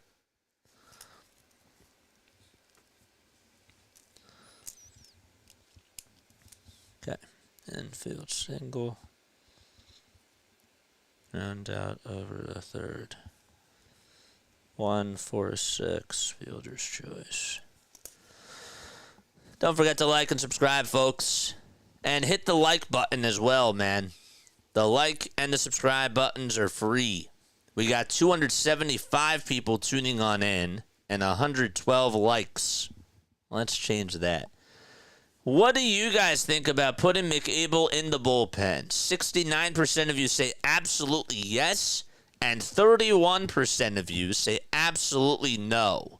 No way, no how. And we got 140 votes. I was expecting it to be a little bit more towards the no side. Not going to lie. So you guys do agree with me that you would think about putting McAble in the bullpen.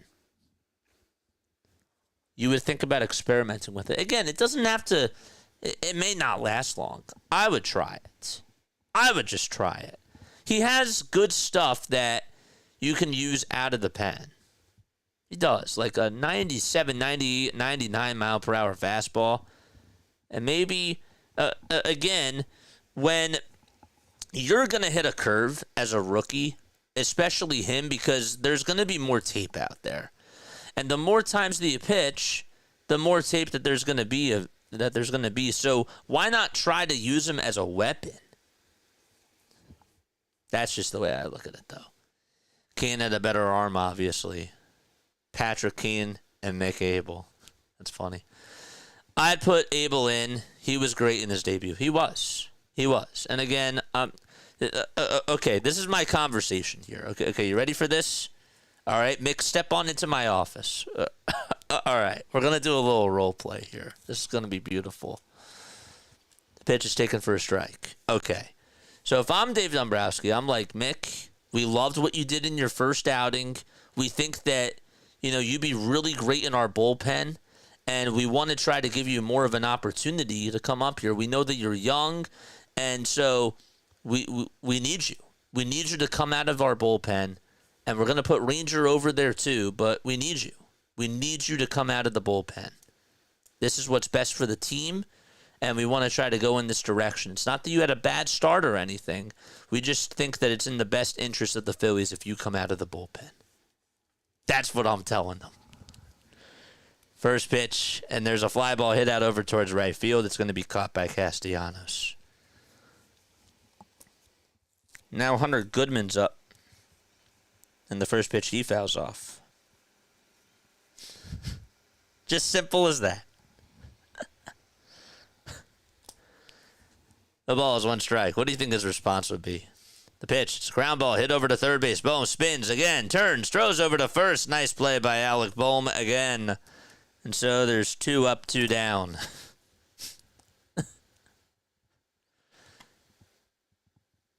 I'm scared Colorado pulls a W. Abel not on the team currently. No, he's not.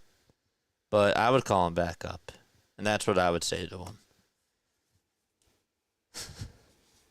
That's how I would role play. That is exactly right, JJ.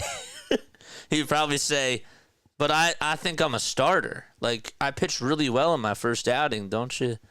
I don't know if he would. I don't know how he would respond, but I don't know. I guess I would have to think about that. The ball is 1 strike. Step into my office.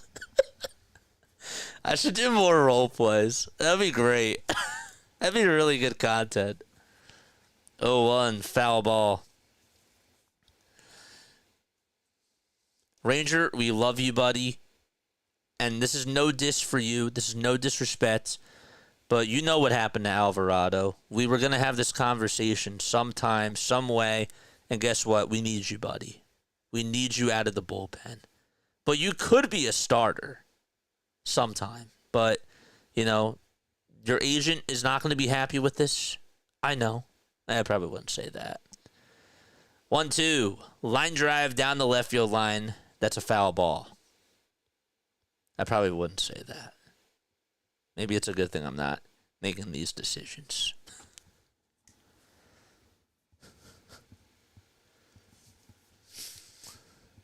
Probably nobody's going to be happy. But guess what? We got to do what's best for the team. So man up. And get your glove on because we need you tonight for the 9th inning. He would say, this would be his response. Okay, you're putting me in the bullpen and letting Taijuan freaking Walker start. So yes, I understand that it doesn't sound as good, right? Like I understand where you're coming from, but we love your stuff. And again, this is not we're not trying to put you in a bad spot here. We want you to thrive, and we think that you would do really well in the 8th and in the 9th inning, and we just want to see what you got out there. 2-2. There's a line drive hit down the left field line. That's a fair ball. Togley is going to hit it all the way over towards the corner. Wilson gets on over to it, and there's a 2-out double by Miguel Toglia.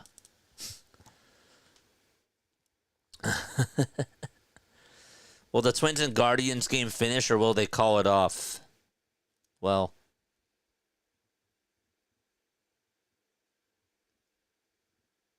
will the groundhog find the shadow? I don't know. Yeah, I think that they're going to finish it. 2 outs, bottom of the 6th. Brenton Doyle's up, and the pitch is inside for a ball.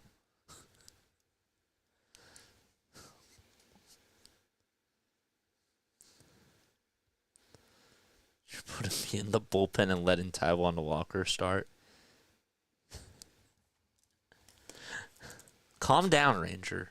Calm down, Mick. Like, it's okay. Everybody settle down. 1-0 pitch. It's taken low for ball 2.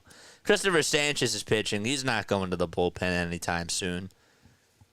80 pitches for him. Just the 2 runs that he's given up to Ezequiel Tovar. 2 balls, no strikes. And the windup in the next pitch is fouled back towards the screen.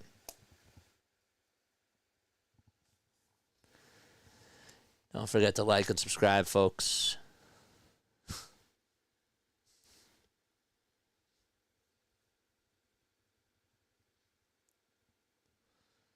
I don't know. I'm from Australia. Neither says Joe. 2 balls, 1 strike, and the next pitch is outside for ball 3. We really like what you did in your debut, so we're going to give you a few starts in third base and left field.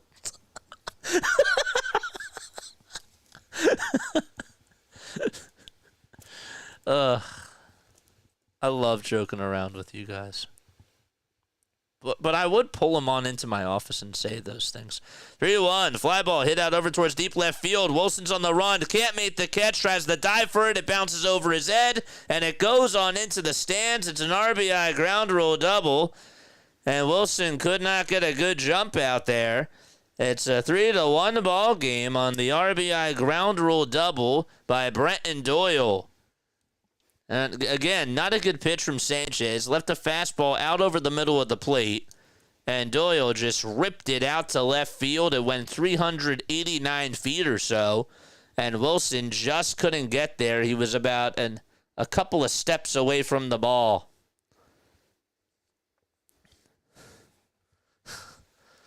John's laughing.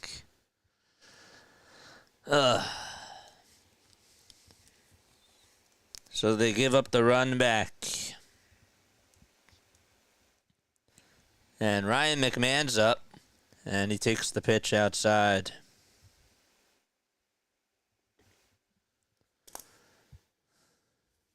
See, Abel would have caught that.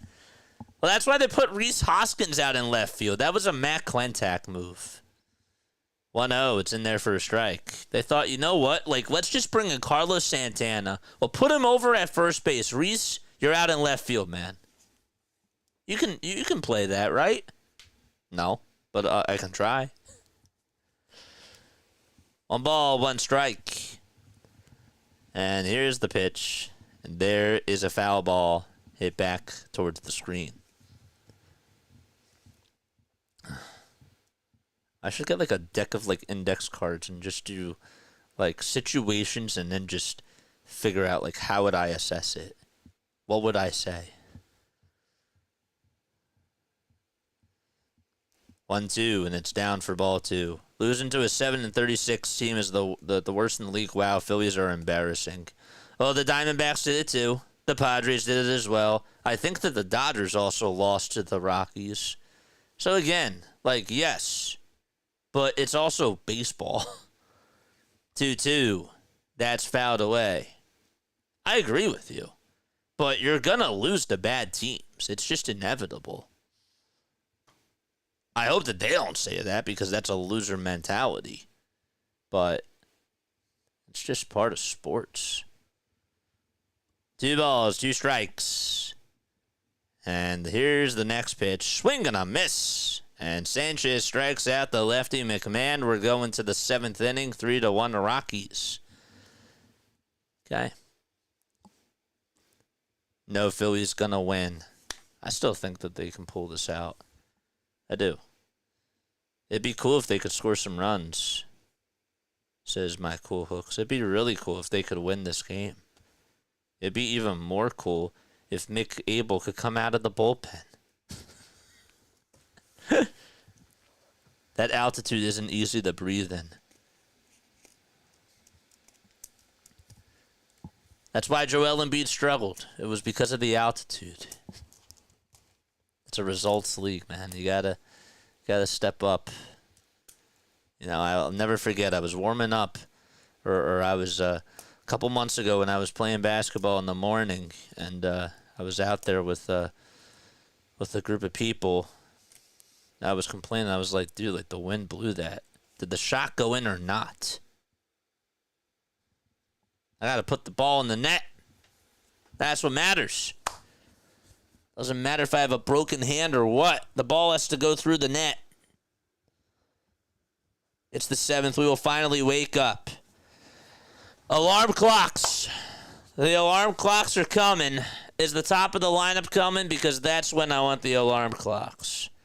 Yes. Okay. All right. Where are the clocks? It's 10:30 at night. It's not time to wake up, JJ.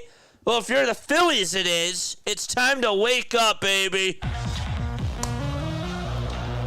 Let's tell the offense to wake up. Just don't yell and wake up the people around you. Wake up. Wake up, Kyle. Wake up, Trey. Rise and shine. Let's go. Wake up, Rojas. The pitch to Marsh, and he's going to ground this one foul. So Brandon Marsh is going to pinch hit for Rojas, so don't wake up Rojas. Rojas is going to bed, and he's done for the night. It's Brandon Marsh time to wake up. Wake up. Wake up, Marsh. The ball is 1 strike to Brandon Marsh, and the pitch from Bird, it's outside. Come on, Marshy. Time for school, Phillies. 1-1. That's on the outside corner at the knees for strike 2. You're late to homeroom.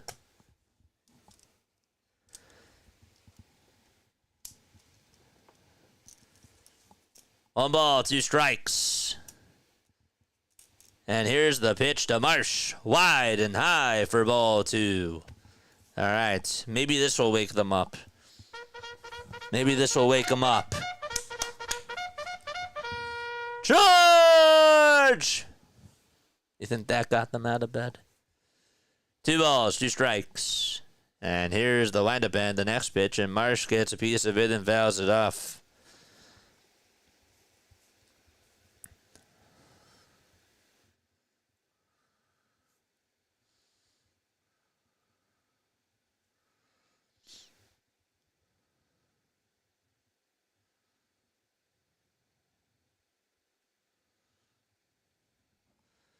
2-2. Foul ball.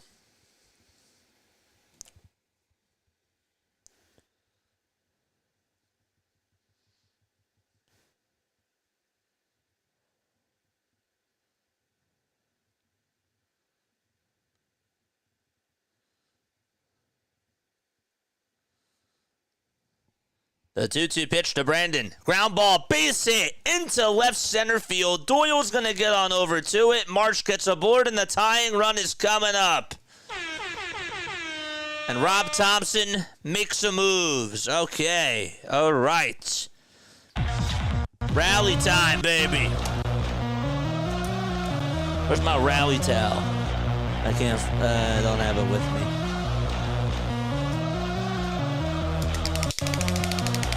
Okay. Here's Trey Turner, and the pitch to Trey. That was inside. It's called a strike anyways.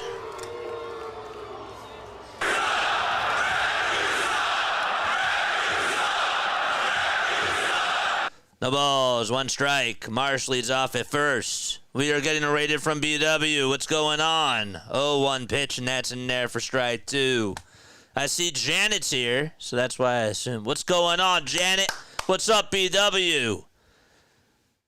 Ugh, sorry about you guys, man. The ball's 2 strikes to Trey, and the next pitch, that's going to be grounded back over towards the mound. The throw to second base, it's wide! It goes to center field! Marsh is going to go on over to third base, and that's going to put runners on at the corners! And the Phillies dodge a bullet.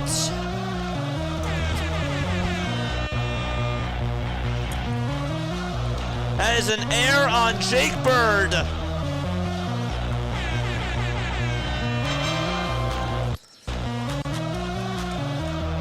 That was wide left, and no chance that Tavar was going to catch that. Wow. He would have been out. He had plenty of time to throw it, too. He had plenty of time to throw it. Plenty of time. And so runners are on at the corners, and there is a mound visit as the pitching coach is going to have a conversation here with Stallings and Bird. Bryce Harper's up. Let's go, Bryce. Wakey, wakey. I like that. Wakey, wakey. An E1. The tying runs at first, and Harper is going to step on into the box. Schwarber is in the on-deck circle, and here comes Bryce Harper. 2 for 3 with a pair of singles and an RBI as well. First pitch to Harper, wide for ball 1. And he takes it way off the plate.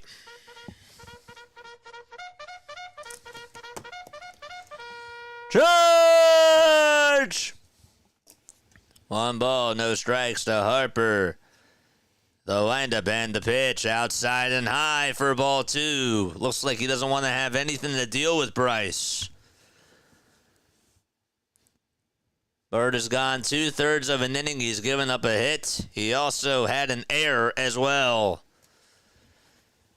2-0 is the count to Harper. And the toss back to first, and Turner is safe as he gets his hand in there. 610-314-0844. That is the phone number to call on into the show after the game is done, or leave a text message or a voicemail.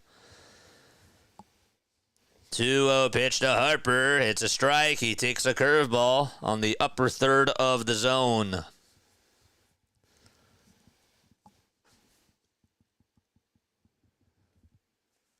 Let's go. White batting gloves for Bryce. Can he tie the knots or give the Phillies the lead here? 2-1 pitch, and here it comes. Foul ball. JT was up, he would hit into a triple play. But he's not up. So let's not put that in our minds. Marsh at third. Turner at first. The 2-2 pitch to Harper, and he lines it foul. And now to play. JJLI bet on the Phillies as underdogs when they were down 2-0. 500 for 2 grand slams, $100 donation, and 5 gifted subs at the Fightins win. Oh, dude, you're insane. You're insane, says Deborah. What's up, Deborah? How you doing? 2-2 pitch to Harper. There's a fly ball. It's hit out over towards straightaway center field. Tagging up from third is going to be Brandon Marsh. The catch is going to be made. The throw to home plate. They'll test the arm, and the throw is not in time. It's cut off, and it's now 3-2 Colorado. And Harper gets his second RBI of the game. Small ball. It works.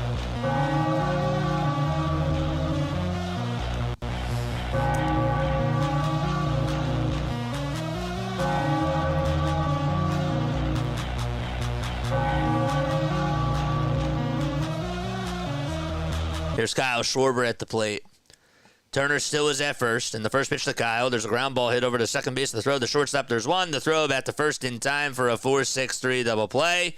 And that's going to end the inning. We're going to the bottom of the 7th. Phillies down 3-2 to the Rockies. All right. And so it is time for trivia. I'm going to ask you a Phillies trivia question, and if you get it right, you will hear this. If you get it wrong, on the other hand, you will hear this. Okay. I may have asked this before. Does anybody know who has the most pinch hits in Phillies all-time history? Anybody know? Anybody know who has the most pinch hits in Phillies franchise history? Lucky you guys aren't down by 2 still, says Nathaniel. Well, the Rockies are also lucky that they're also not trailing. Dirt Diggler. Nope. Anybody know? Rollins. Pinch hits. Pinch hits. That means that you got to come off the bench. Matt Stairs. Willy Wonka. Good try. Greg Gross. Yes, Greg Gross has 117 career pinch hits with the Philadelphia Phillies and holds the franchise record for most pinch hit at-bats and walks, according to MLB.com. He is also 5th on MLB's all-time list in career pinch hits with 143 total. Good one, right? I try. What can I say? I was thinking about Greg Dobbs the other day. Another pinch hitter, another famous pinch hitter that the Phillies used a lot. If anybody remembers Greg Dobbs, he was one of my favorite players growing up. Lost my signal and missed the question. Excuses. Just kidding. So Greg Gross has the most pinch hits in Phillies franchise history with 117. Dude was awesome. That'd be my era. Yes. RVN says Michael Jordan. When he played baseball? No, I'm kidding. Joe Ross is going to pitch. 4.87 ERA. He has not pitched since last Sunday. I'm not even joking. First pitch, line drive down the right field line, and that's going to be fair. And Castellanos gets on over to it. It's a single. And so a leadoff single to start off the bottom of the 7th. Look how happy and optimistic we are to be losing. Well, a lot of the games are done, so this is why people keep coming on. When you have games that are done or not a lot of action going on and you get more attention, we have more chatters. It's great. You would have guessed Del Unser. Pitch. It's bunted over towards the mound, and the sacrifice will be complete as the throw over to first is in time. And so going over to second base will be Tyler Freeman. Amador able to get the bunt down. It's what you call a really nice bunt. And a good play by Harper, too, actually. Do you like college sports? I do. I don't follow them as much, but I do like to watch college sports. Gross has a 1980 World Series ring. He does. The pitch to Stallings, swing and a miss.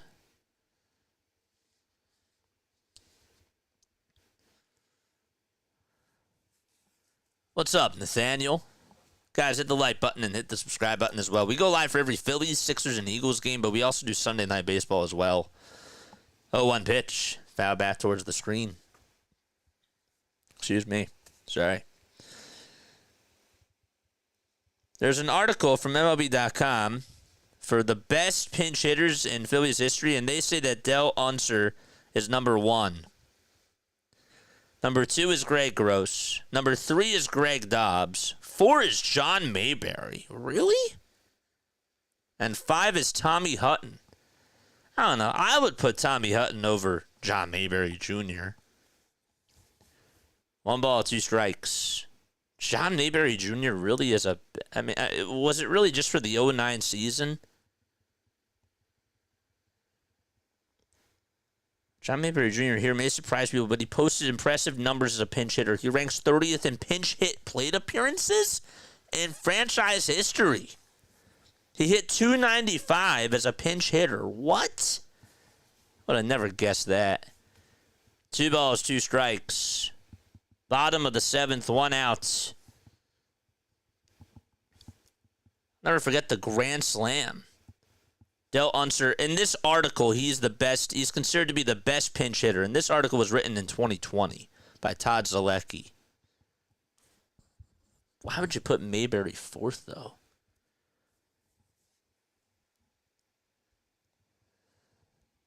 Two balls, 2 strikes. 1 out. And the pitch. And it's fouled off.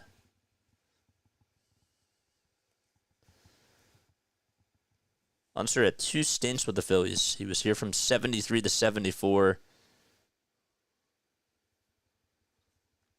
And 79 to 82. 2 balls, 2 strikes. And the next pitch is taken off the plate.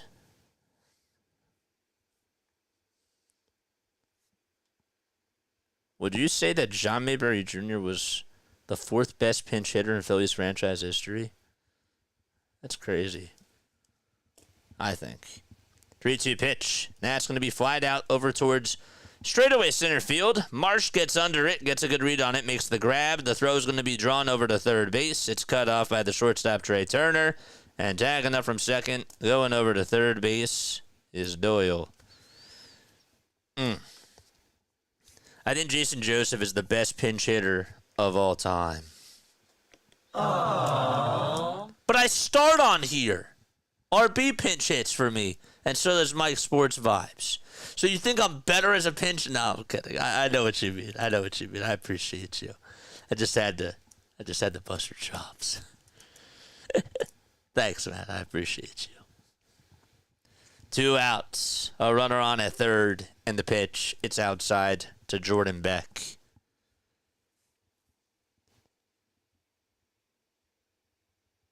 I was just thinking about Loser by Beck. Is that his walk-up song? 1-0. Foul ball. JJ, why do you think that they bench Marsh? He's literally my second favorite Philly player, says Deborah. Well, Deborah, they bench him because he has to make the hair wet. He doesn't always do that now. Hair has to be wet. He has to get the gel in. 1-1. It's outside for ball 2. And also, he should probably try to hit lefties better. I don't know. That's just my guess.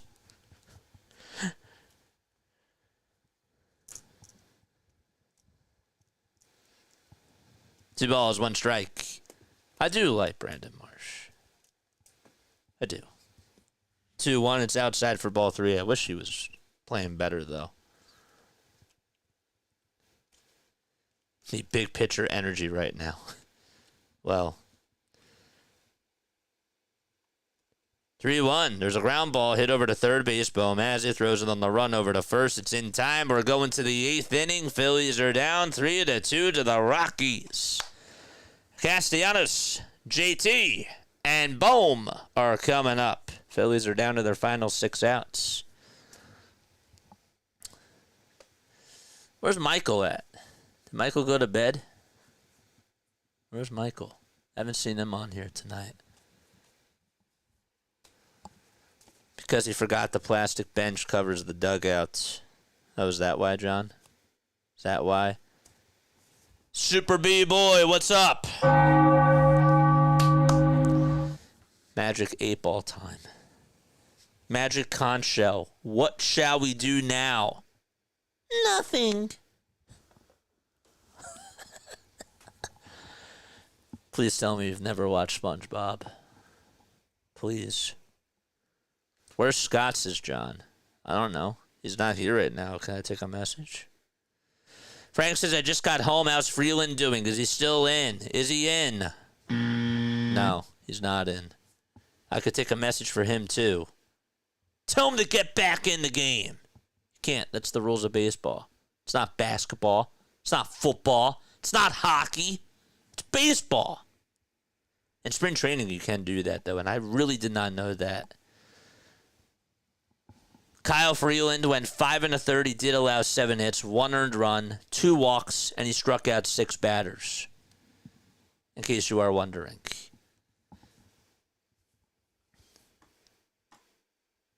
We will come back and win the game. All hail the Magic Conch. Nothing. Try saying it louder. Can I have something to eat? No. Top of the 8th. Nobody out. Phillies are coming up. If you're not laughing, you ain't living, as one of my friends would say on this platform. Can Squidward have this delicious super duper sandwich? No. Can I have some of this delicious super duper sandwich? Here's Castellanos. Top of the 8th. And the first pitch to Nick. Swing and a miss. Got a splitter that was inside. Seth Halverson is going to pitch. Has a 3.50 ERA and 18 innings of work. 1 homer allowed. 0-1 pitch to Casty. He breaks his bat, flares it out to center field. It's going to drop in for a base hit. And that's the second time today that a Phillies hitter has broken a bat and has gotten on base. Maybe that's how they wake up. You got to break bats. Break the barrels. The barrel breakers of Broad Street. No, maybe not. I've had it on and saw it for 2 minutes at my brother's house. That's as much as I could take before I felt like I was going to have a panic attack. Watching SpongeBob? What? Oh, gosh. The pitch is inside. Sanchez. Magic Conch. Can I have some run support? Can I have some run support? No.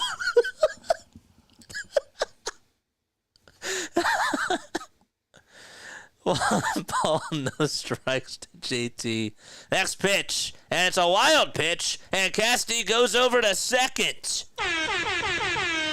The tying run is in scoring position now.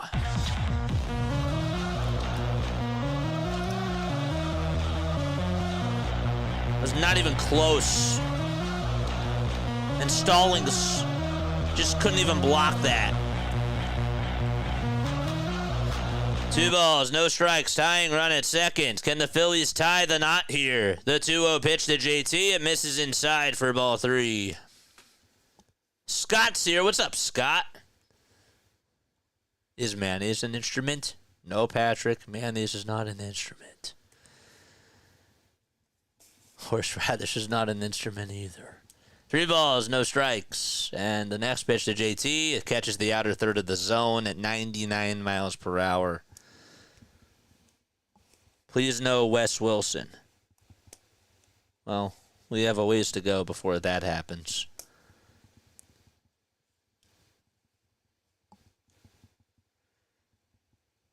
Here's the 3-1 to JT, and he fouls it off. That was ball 4. Oh, man.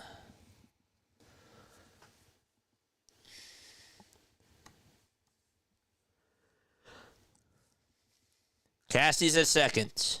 He's singled and advanced on a wild pitch. Halverson with the payoff pitch to JT. It's inside. Did he go, though? They say that he did. And he did, and he knew it. Come on, JT. Hey, he definitely did go around. He did. You know it. The pitch was inside.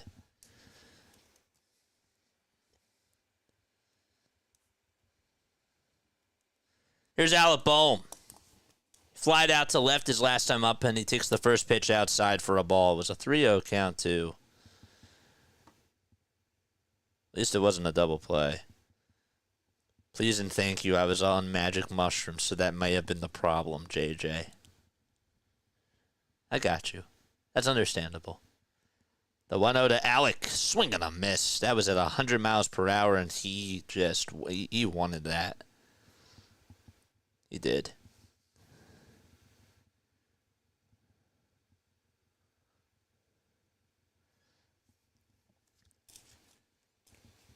One ball, one strike. Halverson kicks and delivers, and that almost got by Stallings, but almost does not count. That was at 101 miles per hour.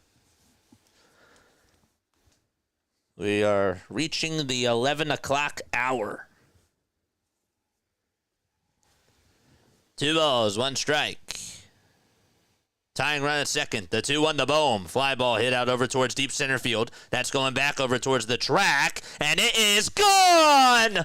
Alec Bohm sends one out to deep center. And it goes 422 feet. And the Phillies take the lead.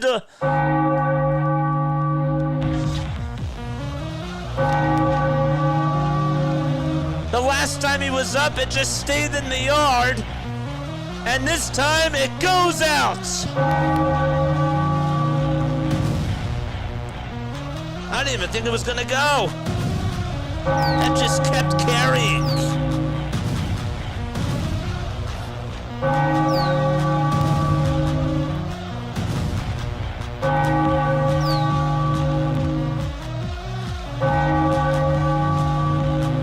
Here comes Sosa in the pitch. It's taken in there for strike 1. Ed just got out, and it looked like Doyle was going to try to leap up and make the catch, and he could not do so. Just ran out of room. Goodbye. No balls, 1 strike, and the pitch, swing and a miss at 101 again. Yes, sir. No balls, 2 strikes. Sosa's in the box. 2 for 3 he is tonight. The 0-2. Ground ball, base hit into right field in between the 3-4 hole, and the Phillies get another base runner. Let's go.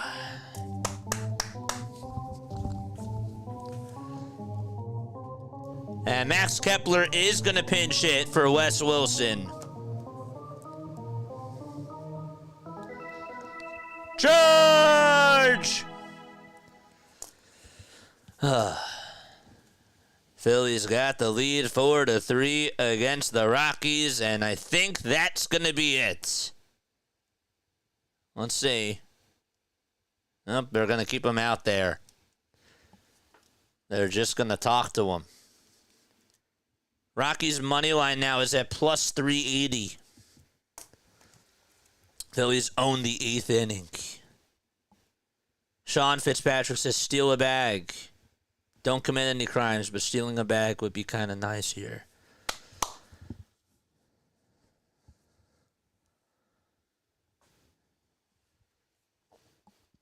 That was the 3rd homer of the season for Alec Bohm. And his 15th and 16th RBI. I am staying on after the game. Yes, sir. We got a post-game show after this. And we'll talk all about it. Kepler's in the box. 1 out, top of the 8th inning. And Alverson kicks and delivers. And the pitch to Kepler, fly ball hit out over towards right field. That's going to stay in the yard. The catch will be made by Freeman. And there is out number 2. Kepler's stats as a pinch hitter, not so good. Who's my favorite college basketball team? If I were to choose one, probably Villanova. That's probably who it would be. Here's Brandon Marsh. 2 gone in the top of the 8th. And the toss bat to first. Sosa is safe. The nameless one says let Walker close. He's not. He's going to pitch Wednesday. So why would they have him throw? He's pitching Wednesday. You probably didn't know that. The pitch to Marsh. Ground ball off of the shoe tops of the pitcher, and everybody's going to be safe as Sosa goes over to second. Man, they've been hitting... They've been getting some hits on the top of the hill, and that's just been hitting the pitcher, man. That's like the 3rd time that that's happened today. Maybe they should be wearing bodysuits out there. I don't know. My favorite college basketball team is the Philadelphia Phillies. Good job. All right. Runners on at first and second. Insurance. Insurance, man. Geico. 15 minutes could save you 15% or more on car insurance. And that's what the Phillies could use right now. We are not sponsored by Geico, but they need the help.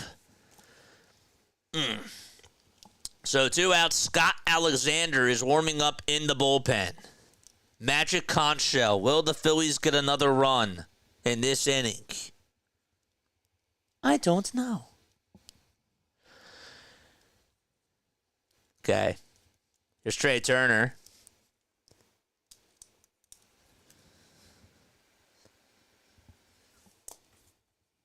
Turner, 2 for 4 with a single, a triple, and a run. First pitch to Trey, swing and a miss.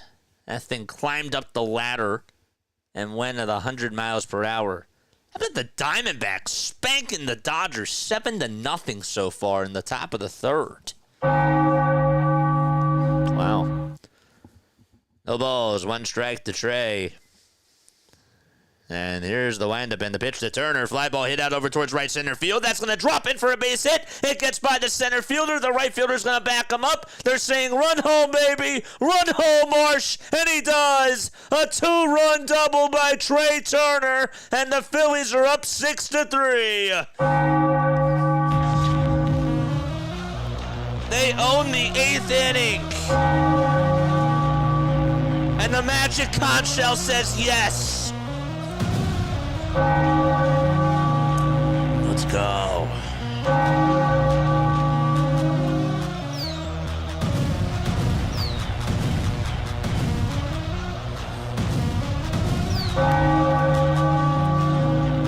That's how you do it, Trey.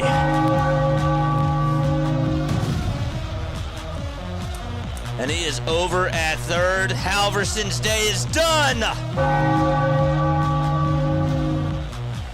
go. The magic conch.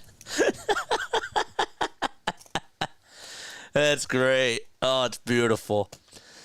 Am I still going to be doing Villanova hockey games? I don't know yet. I have no clue. I would love to. I would love to do that next year. I don't know if they're going to bring me back or not. But yeah, that was fun. That was great. I have no clue. I will let you know once I find out, though. Probably won't be till the summer. Let's go. Let's go, baby. 6-3 Phils. And Bryce Harper is coming up. Turner, if he gets one more at bat, he needs a homer to get the cycle. And that would be his fourth time. The fourth time that he has gotten the cycle. Just saying. I'm just saying. Deborah, good to see Marsh hit against the worst baseball team in MLB history. Gotta start somewhere. Says MVP. Hey. She likes Marsh. Come on. It's all right. I'm happy that he got a hit. Let's just all agree on that. Let's not fight. Let's go. Cody says, lol. One more at-bat, Trey could get a cycle. Jinx! And I'll give it to you. You said it first, I guess. Even though I didn't look. I'll give it to you. I will give that to you. JJ, you must invoke the magic conch every time the Phillies are losing in the 7th or later. It's beautiful. It's great. I think a triple is the hardest to get for the cycle. I think so, too. But for Trey, it looked flawless when he was running over to third. Here's Bryce Harper, and he checks his swing, but he grounds it foul. Phillies have exploded in this 8th inning for 4 runs and lead at 6-3 against the Rockies. Sean Alexander's pitching. They decided to go with a lefty here against Harper. 0-1 pitch to Bryce. He'll ground this one back up the middle. It's played on a bounce, and the throw to first is in time. But the Phillies do lead it by 3. We're going to the bottom of the 8th inning. Bohm at a 2-run homer, and Trey Turner at a 2-run double. And so, Phillies up 6-3 as we go to the bottom of the 8th. Marsh is our friend, guys. So he needs a homer. It's impossible. It's impossible. Nothing is impossible. Phillies are tied with the Mets. If they win, they're back in first place in the NL East. 6 more outs. Can they hang on? Stay tuned. Don't go anywhere. We also have a post-game show, folks. If you guys want to leave me a voicemail, 610-314-0844. You can also text the hotline, or you can call in as we are live during the post-game show. You can do that, too. It's going to be a late one. These are going to be late games, and we do appreciate you. Leave it to Bryce to kill the momentum, says American Citizen. JJ, did the gorilla episode scare you? It didn't for me. The gorilla episode, now that we're talking about SpongeBob, it didn't scare me. It annoyed me, though. That was with Patchy the Pirate, right? I think that was a Patchy the Pirate episode. That was a weird one. Romano's coming in. Oh, boy. Not gonna lie. And I ain't gonna say it. He's been pitching better. That's all I'll say. Hit the like button, folks. Mods, how many likes do we have? We have 321 people tuning on in. Let's keep going. Let's keep going, man. 68% of you agree that Mick Abel should go to the bullpen. You're all on my side. The 32% of you are not. Carlos Hernandez is going to pitch. It's not Romano. Hernandez is pitching. Oh, boy. I feel even better. The pitch is fouled off. That was sarcasm. Let's go. Hernandez with a 6.35 ERA, 15 strikeouts in 17 innings. His ERA over the last 7 days is at a 10.8. Just at a 10.8. Here's the pitch, and it's fouled off.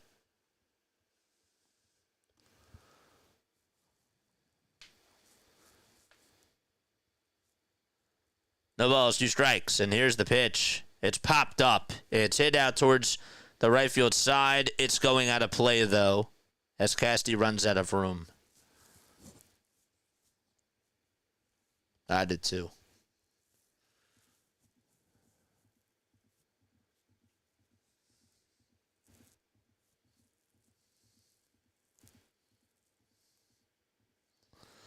O2 pitch. That thing is going to be popped up out over towards right field, and Castellanos will make the catch. And 1 gone in the bottom of the 8th. Romano's been fine. Hernandez, not so much, says Larry.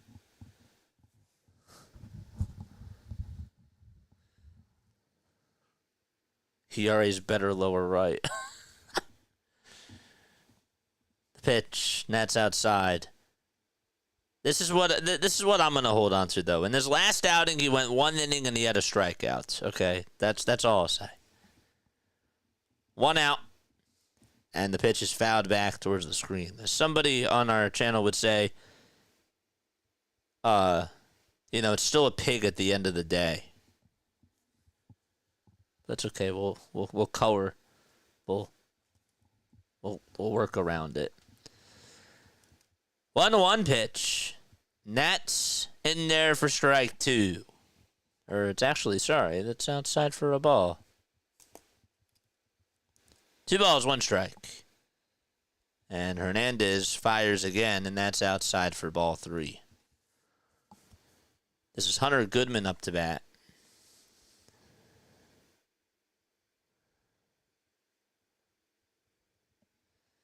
Three 1 pitch, a fastball that's fouled away by Goodman. Putting lipstick on a Hernandez. Yeah, there you go. Thanks. That's what I was looking for.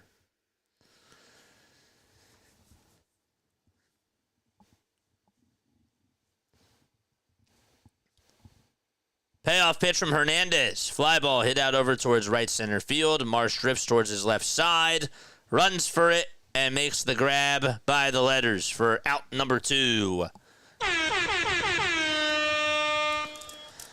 2 up, 2 down. And that'll bring up Miguel Taglia.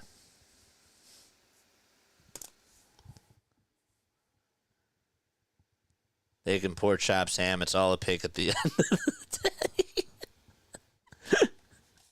I love you guys, man. I really do. The pitch is fouled off over towards the third base side, and it goes out of play. Magic Concho. Will Cristopher Sanchez get run support? No. That made me laugh, Larry.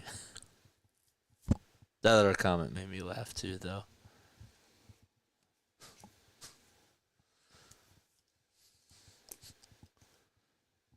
Two outs. Here's the pitch from Hernandez. Swing and a miss on a splitter at 88 miles per hour. Giants and Royals are scoreless, and they're in the bottom of the 6th already. 0-2 pitch, swing and a miss, and Carlos Hernandez gets a 1-2-3 inning.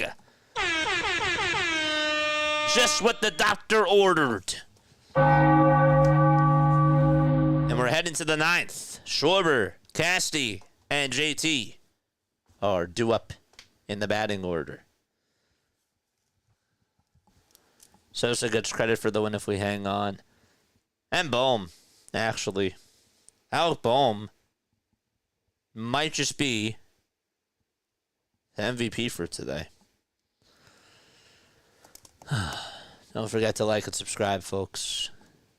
Angels are taking on the Athletics. The Angels just swept the Dodgers. Angels lead at 4-2, but the Athletics have bases loaded.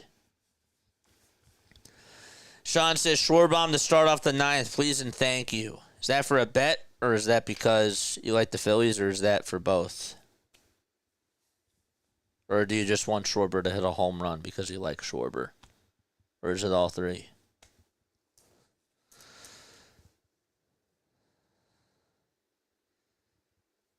Nick is due for something here. Is he? I think he is. I do think you're right. Don't forget to call on into the show after the game. You can also leave a voicemail message. Mods, if you could post the phone number, 610-314-0844. No bet, just personal gratification. If he doesn't homer, I'm going to cry. No, just kidding. Starters had another good day. They have the second best ERA in all of baseball, the rotation. They're the best in baseball. Them and the Tigers are 1 and 2.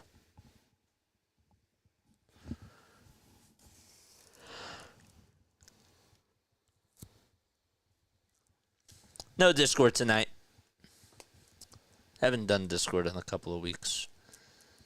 Maybe tomorrow. Here's the pitch. It's taken for a ball. Home run, home run, home run. Still Turner, but Bohm and Sanchez second and third in MVP placement. Okay.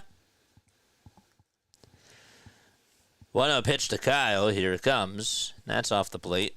Sean Alexander's still pitching.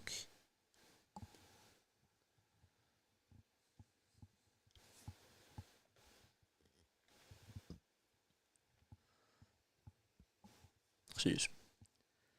The 2-0 to Kyle. And that was inside, according to the umpire. And they tried to appeal to see if he went around. He did not. That was in there.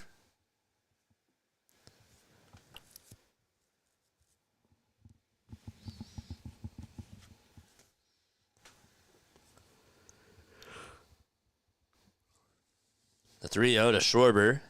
And that fastball, according to Ron Kolpa, was a strike. And it was. It was down the middle. Kirkering and Banks are warming up in the bullpen.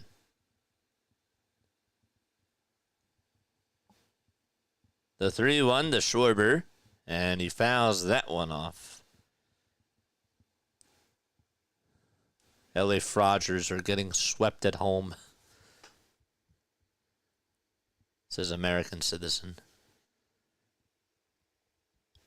It's a sick name, by the way.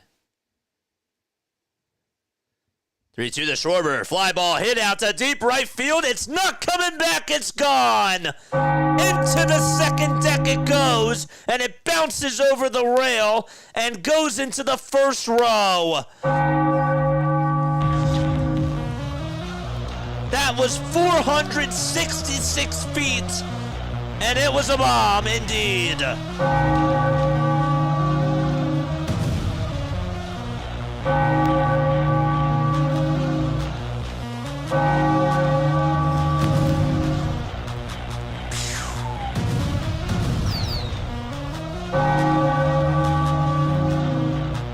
Thanks, Kyle.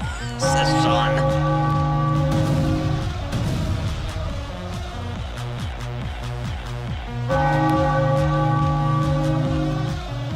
Here's Nick Castellanos, and the first pitch that he takes is for ball one, and that was number 300 for Kyle Schwarber. Oh, I forgot that. Number 300, baby. Let's go, Kyle Schwarber. The pitch to Casti, line drive, base it out to left field. Bad timing for us as Castellanos gets on with a single. And so that's how he gets aboard.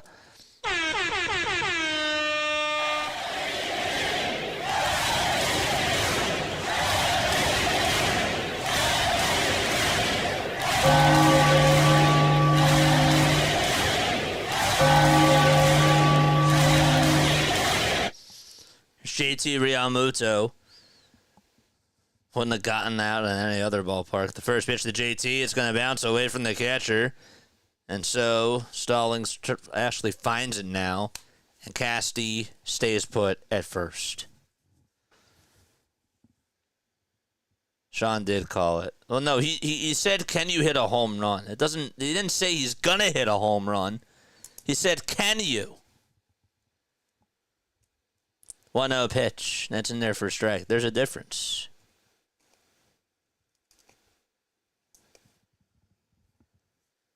Still Turner, but Schwarber and Bohm and Sanchez are tied for second.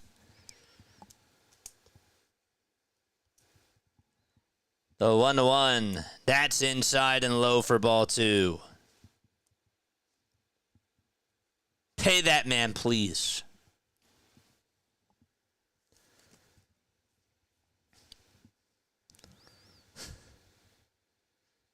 Two balls, one strike to JT. And the pitch to Realmuto. He'll chop this one over to third base. McMahon has it. Throws it over to first, and that's all he's going to get. As Casty heads over to second. Best live stream, hands down. Thank you so much because you make listening to the game so exciting, says Jason. Appreciate you. We love you, Jason. Woo! Love you, man. Thanks so much for coming on here. We cover the Phillies, the Sixers, and the Eagles, and we do Sunday Night Baseball. The pitch to Bohm. Fly ball hit out over towards center field. It's going to be caught right on the nose. And there's out number 2. He wanted that. It was right down the middle.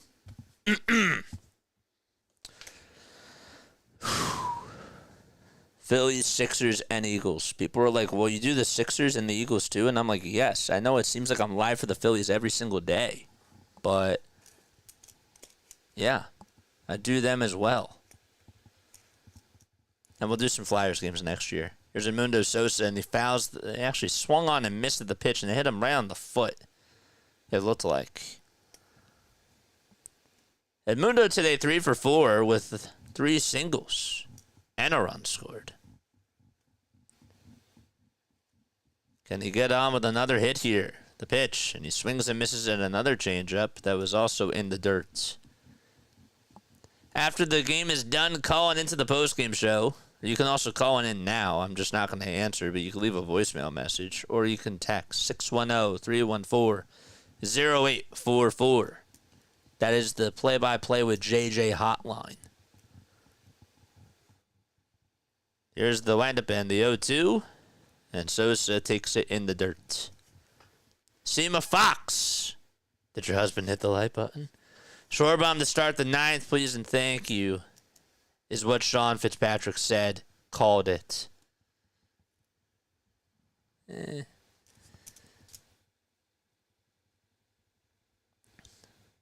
Well, he responded. 1-2 the Sosa. Fly ball hit out over the left field, and it is gone! It just got out, and it bounced over the wall. It hit the top of the fence. It was a laser, and it's now 9-3, Philadelphia.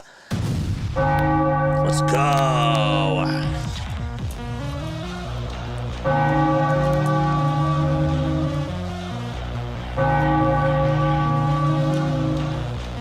Somebody called that. That's for sure.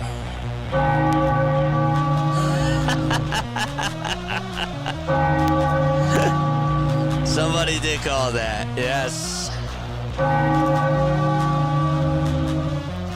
Attaboy, Sosa.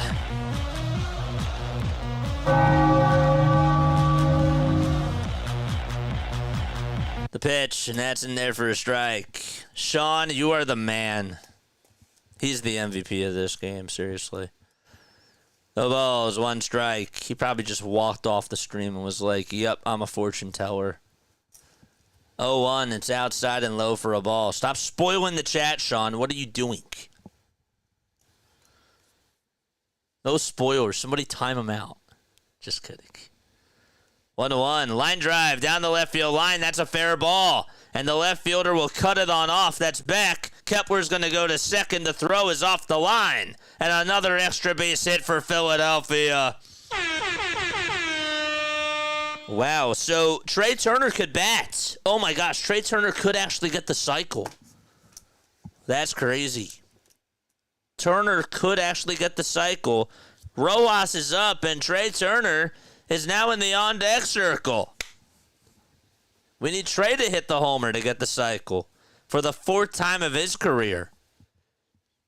Oh, sorry, Marsh is up. I forgot he pinched hit for Rojas. Deborah, we all saw your promise. We're spanking them, Jose says. Let's go. 9-3 Phillies. They have put up 8 runs in the last 3 innings. 2 outs. Get Turner up. The pitch to Marsh. Ground ball. Hit over to second base, and the throw over to first is in time.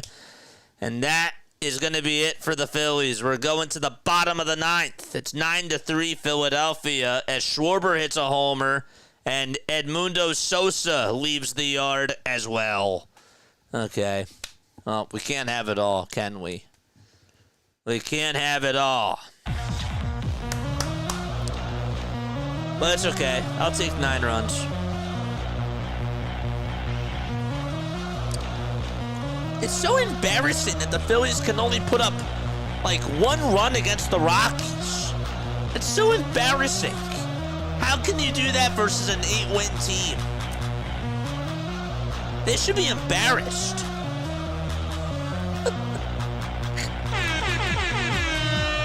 What an embarrassing team.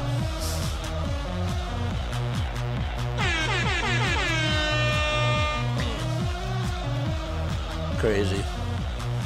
What are they going to say now? First place is coming for us soon. 3 more outs to go, and the Phillies are back in first place in the NL East. Let's go. We could. I hope the bullpen has other plans rather than that. Phillies bats always wait to get hot in the games, huh? They stink.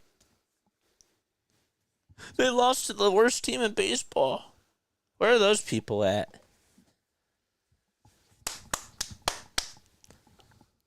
Let's go.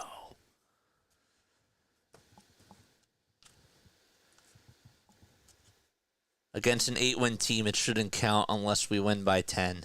At least 10.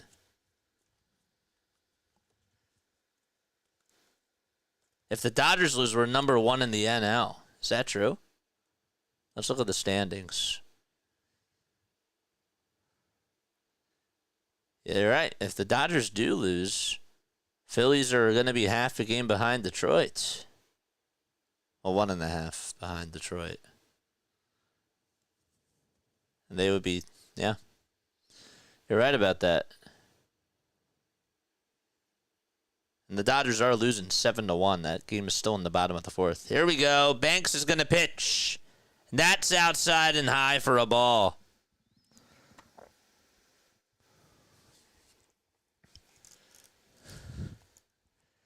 1-0 pitch. That's fouled back. It was me who said it. I was wrong. You were right. It's okay. I understand. I love trolling with you guys because you guys troll with me, so I love it. 1 ball, 1 strike to Brenton Doyle. And here's the pitch, swing and a miss at 91 miles per hour. Call me out, Jay. I was frustrated. It's okay. I get it. I understand. I do. 1-2 pitch. That's fouled away. I get it.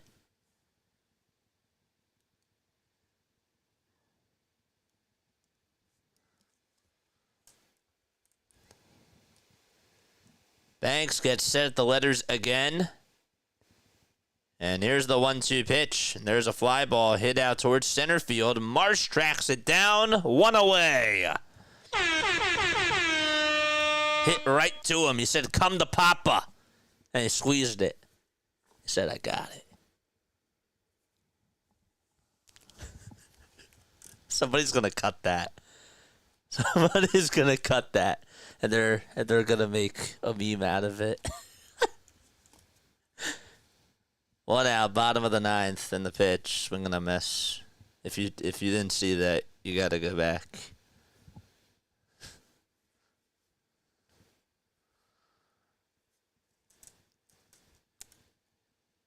0-1. It's low and outside for a ball. This is Ryan McMahon, who has gone hitless tonight.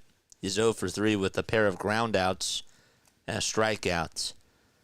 And the 1-1 pitch is up high for ball 2.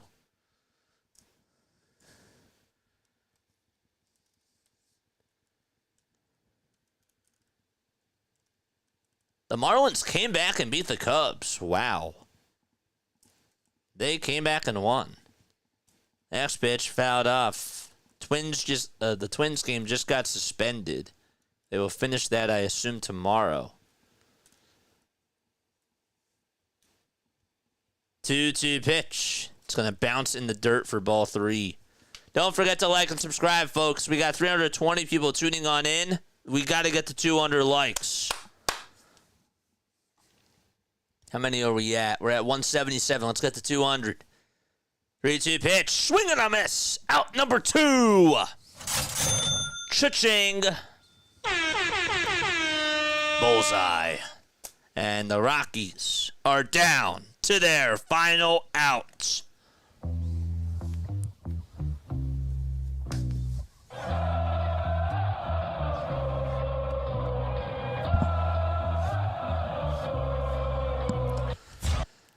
Here's the pitch. It's outside and low for ball 1.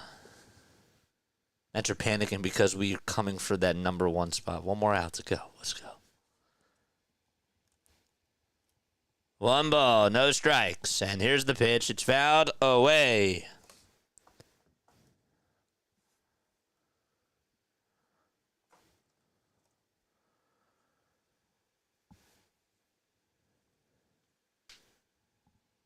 One pitch. There's a fly ball hit out towards center field. Marsh backs up over towards the track. He has room, makes the grab. Back to first place the Phillies go in the NL East. Ring the bell. The Phillies win and beat the Rockies 9-3.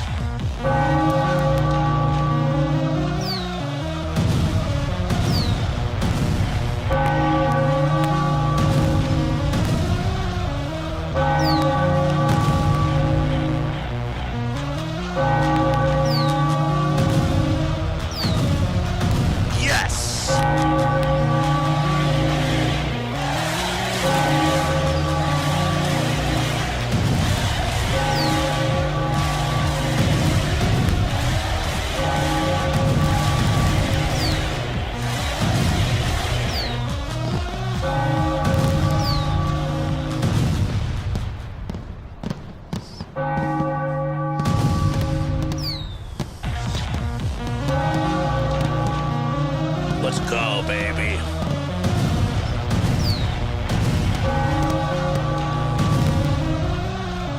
We're back where we belong. Praise the Jolly Roger.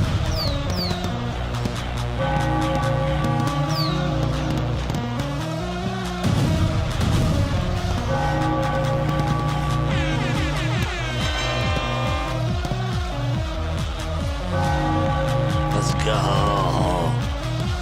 Oh, let's go.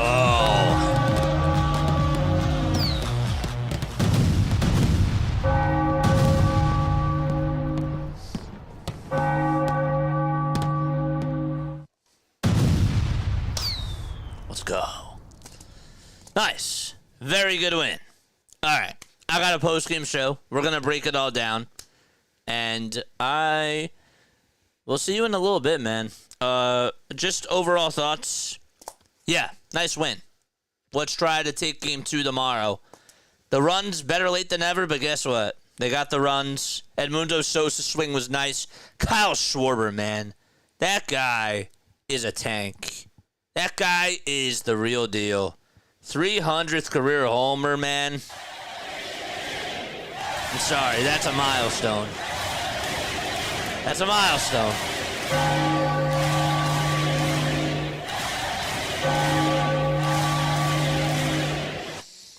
And then Mundo Sosa with the 4 hits. That was nice. Trey Turner almost got the cycle. I mean, this was a good win. And again, Bryce Harper didn't even play well.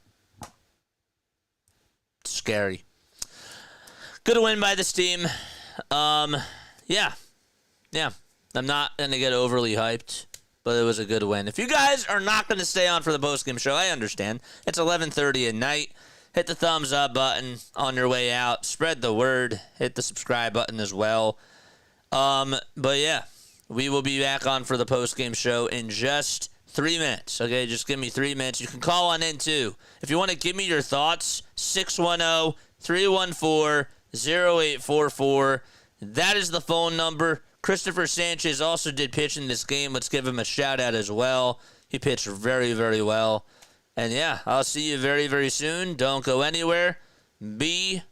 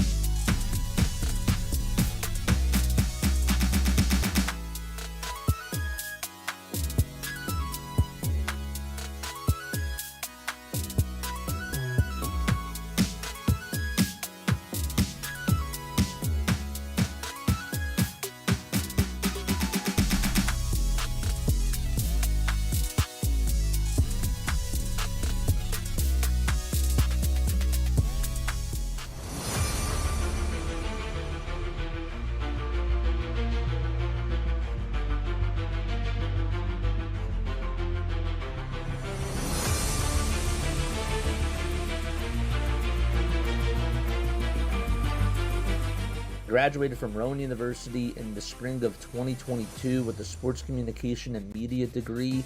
I got to actually call minor league baseball and G League basketball games while I was in school. And then I graduated, and as soon as I graduated, I went to NFL Films in Mount Laurel, New Jersey. And as much as I loved that experience, I miss putting on the headsets. I decided, you know what, talk is cheap. I have a laptop that's in my house, and so 21 months later, here we are, still on YouTube, calling games and building an incredible, loving community on here with the people that I call my Philly freaks with a capital P and a capital H. We go live for every single Phillies, Sixers, and Eagles game, and we do it like old school radio play-by-play style.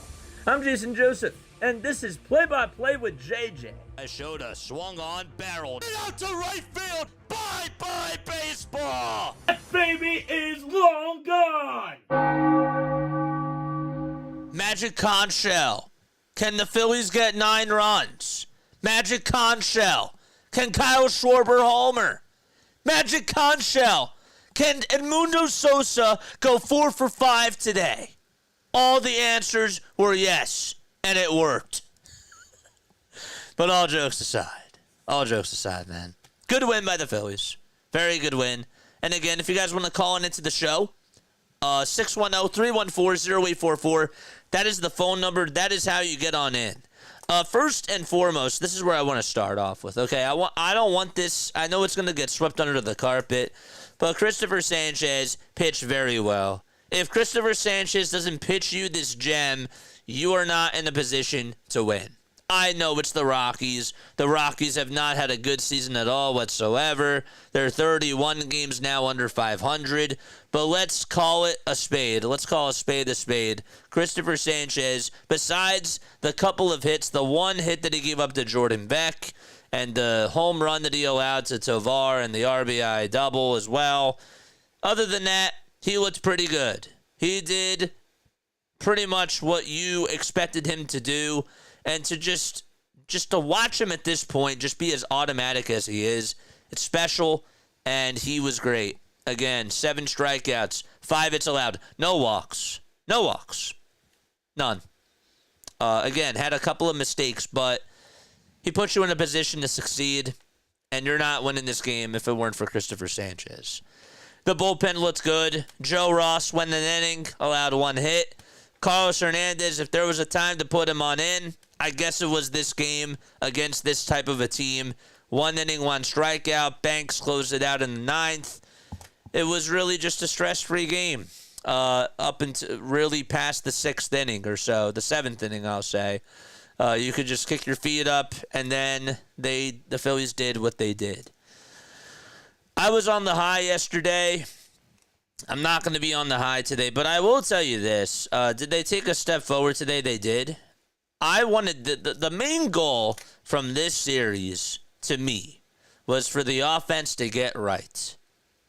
I thought if there was a series that you could take advantage of and you could actually hit home runs and get your swing back, I thought that this was the series to do it. Kyle Schwarber, nuke. Edmundo Sosa, 4 for 5. Another home run. Boom. I didn't think that thing was going to leave the yard. But good for him.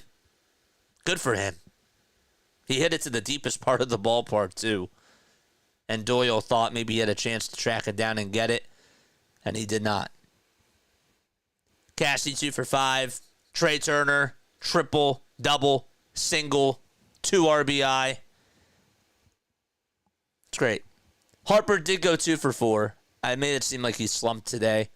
But no, he had a RBI bloop single, and he also had another a 2-run. No, he had an RBI bloop single, and then he had another RBI base hit as well. Yeah. The offense from the 7th inning on did great. I actually thought that Rob managed a very good game today, if you want that to be a positive. I thought that Rob Thompson pressed all the right buttons today. And he was another reason why you were able to win this game. I did. There's not a lot of times where I do say that, but I liked, again, I know that he's not going to do this with the everyday players, but for him to pinch hit with Max Kepler and for him to pinch hit with Brandon Marsh, boy, did that work. The bullpen moves were the right ones, and he didn't let Cristopher Sanchez in there for too long. I thought that 89 pitches for him was fine, and when he took him out, I was okay with it. I didn't really have a problem with that at all whatsoever. Thought Rob managed a very good game overall today, and good for him for doing that too. This series, to me, there's not a lot of series that you should be able to sweep, but this you should. You should. You should sweep this team. And you need to be putting up runs. This is batting practice for you. Or close to it. I don't want to say it's batting practice, but, because I don't want to try to make it seem like I'm taking a shot at the Rockies, but they're just not a good team. They're not. I got to call it like it is. There's a reason why they're 8-39. They're really struggling. And so you got to get right in this series here. You need to be hitting home runs. You need to be getting on with extra base hits. This is how you boost your confidence. And this could snowball into going into the Oakland series, which is another team where you should be. You should beat that team. So you got to rack up the wins if you want to continue to increase your record in the standings. And it sounds cliche. That sounds stupid when you hear it, I know. But when you do play the Mets, when you do play the Dodgers, you're going to lose games.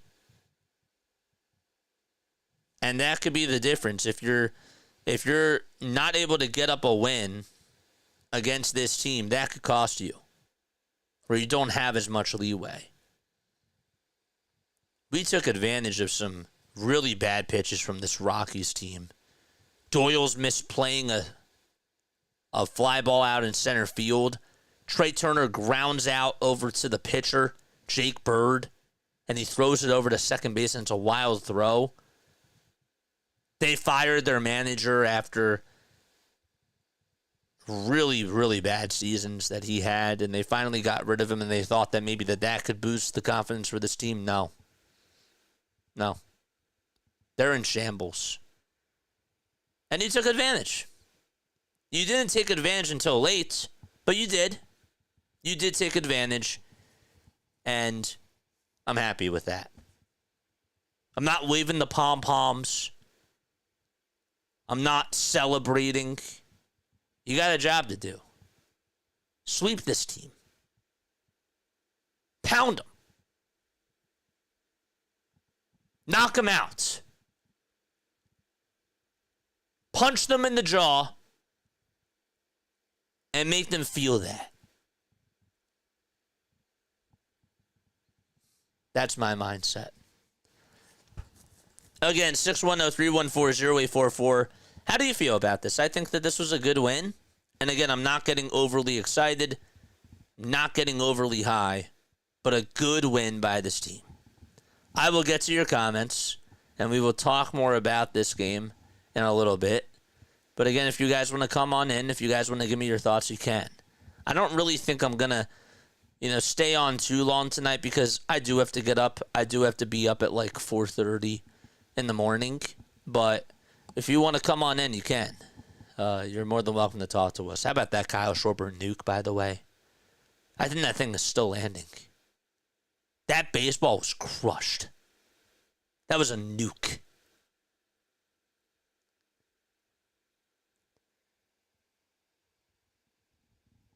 Kyle Schwarber now is 11th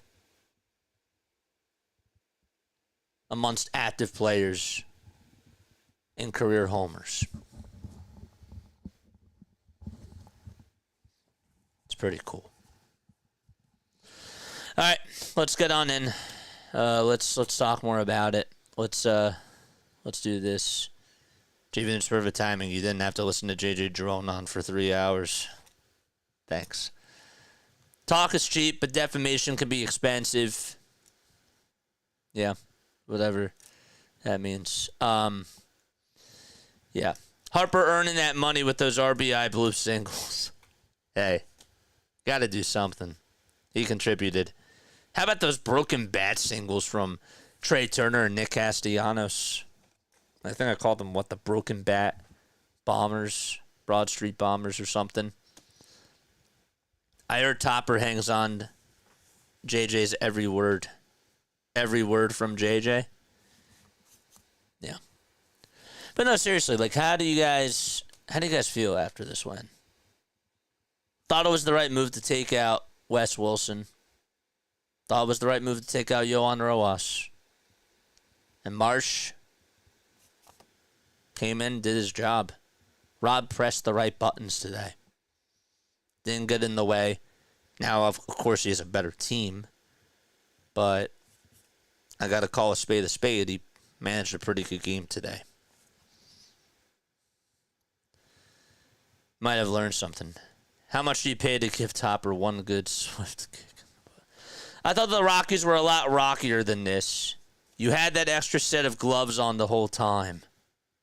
Duh, it's the Rockies.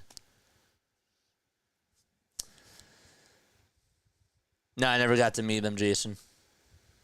Never got to meet them. We're in first place. Life is good. Yeah. Plain and simple. Winning is nice.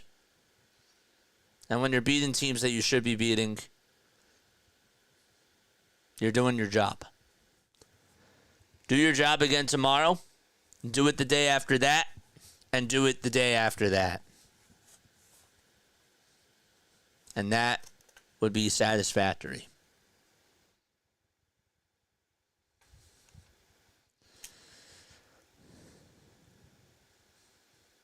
Maybe the Rockies are just really unlucky. Yeah.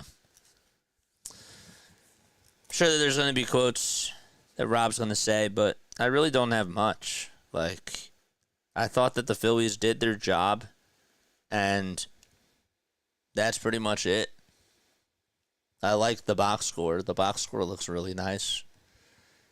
But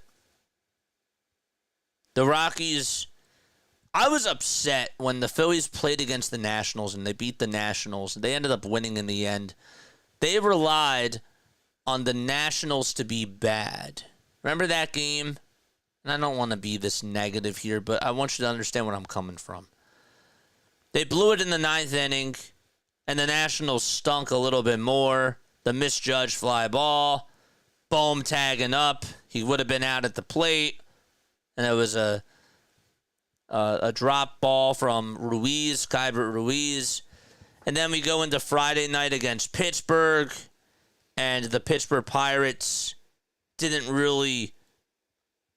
didn't really deserve to win that game. The Pirates gave you a lot, or the Pirates just were choking, and they didn't do so well. I thought tonight that the Rockies didn't do well, but then after that error occurred, the Phillies really made them pay. They punched them right in the jaw after that error occurred. And it wasn't like there were errors left and right. They weren't walking the bases loaded. They weren't doing those types of things. It wasn't that egregious where they just gave the game away to the Phillies. Did they give the game away a little bit? Maybe. But the Phillies actually took advantage and they were pounding the baseball, is what I've been really trying to say all along. And I liked that. I did. First 4-hit game for Sosa since 2021. I'll take that too. It's great. I still think it's sad Phillies have no lefties in the minors that could be brought up to replace Jose Alvarado.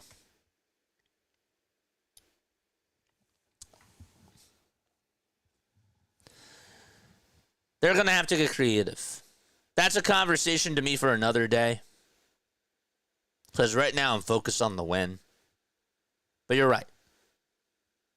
This needs to be the time where they experiment with these types of things. I kind of wanted Max Lazar to pitch tonight. Lazar was called up. This would have been a good night for him to pitch. But could I be mad that Hernandez pitched? I guess that they're in love with him, so I kind of expected it. So, I don't know. There's not really much that I can say about that. They did their job. They did their job. All right, that's it for me. Unless you guys want to call in into the show, you can. Should have beaten the Cardinals if Aaron Nola didn't have the meltdown. Yeah. But again, we should have lost the Nationals when we had our meltdown there too. That's baseball. It happens. There's games that you should have won. There's things, and then there's games that you should have lost. The game on Friday against the Pirates, we should have lost that game. So, all right, that's it. Love you all. Catch you all in the next one. See you all tomorrow night. I think I'm actually going to come on stream a little bit early, and I think I'm going to do like an afternoon pod because I have other things that are also on my mind, and we'll talk more about the Jose Alvarado. I kind of want to I want to go around the horn with the Phillies sports teams tomorrow afternoon. Maybe we'll go for a walk or something and have a convo and do a video about that. But yeah, all right, short and sweet tonight. Nothing too lengthy. After coming off of a very big high from Mick Abel, the Phillies brought us back down. And it wasn't like it was a bad performance. This was just what I expected. All right, love you. Good night. Lila Tove. Catch you all in the next one.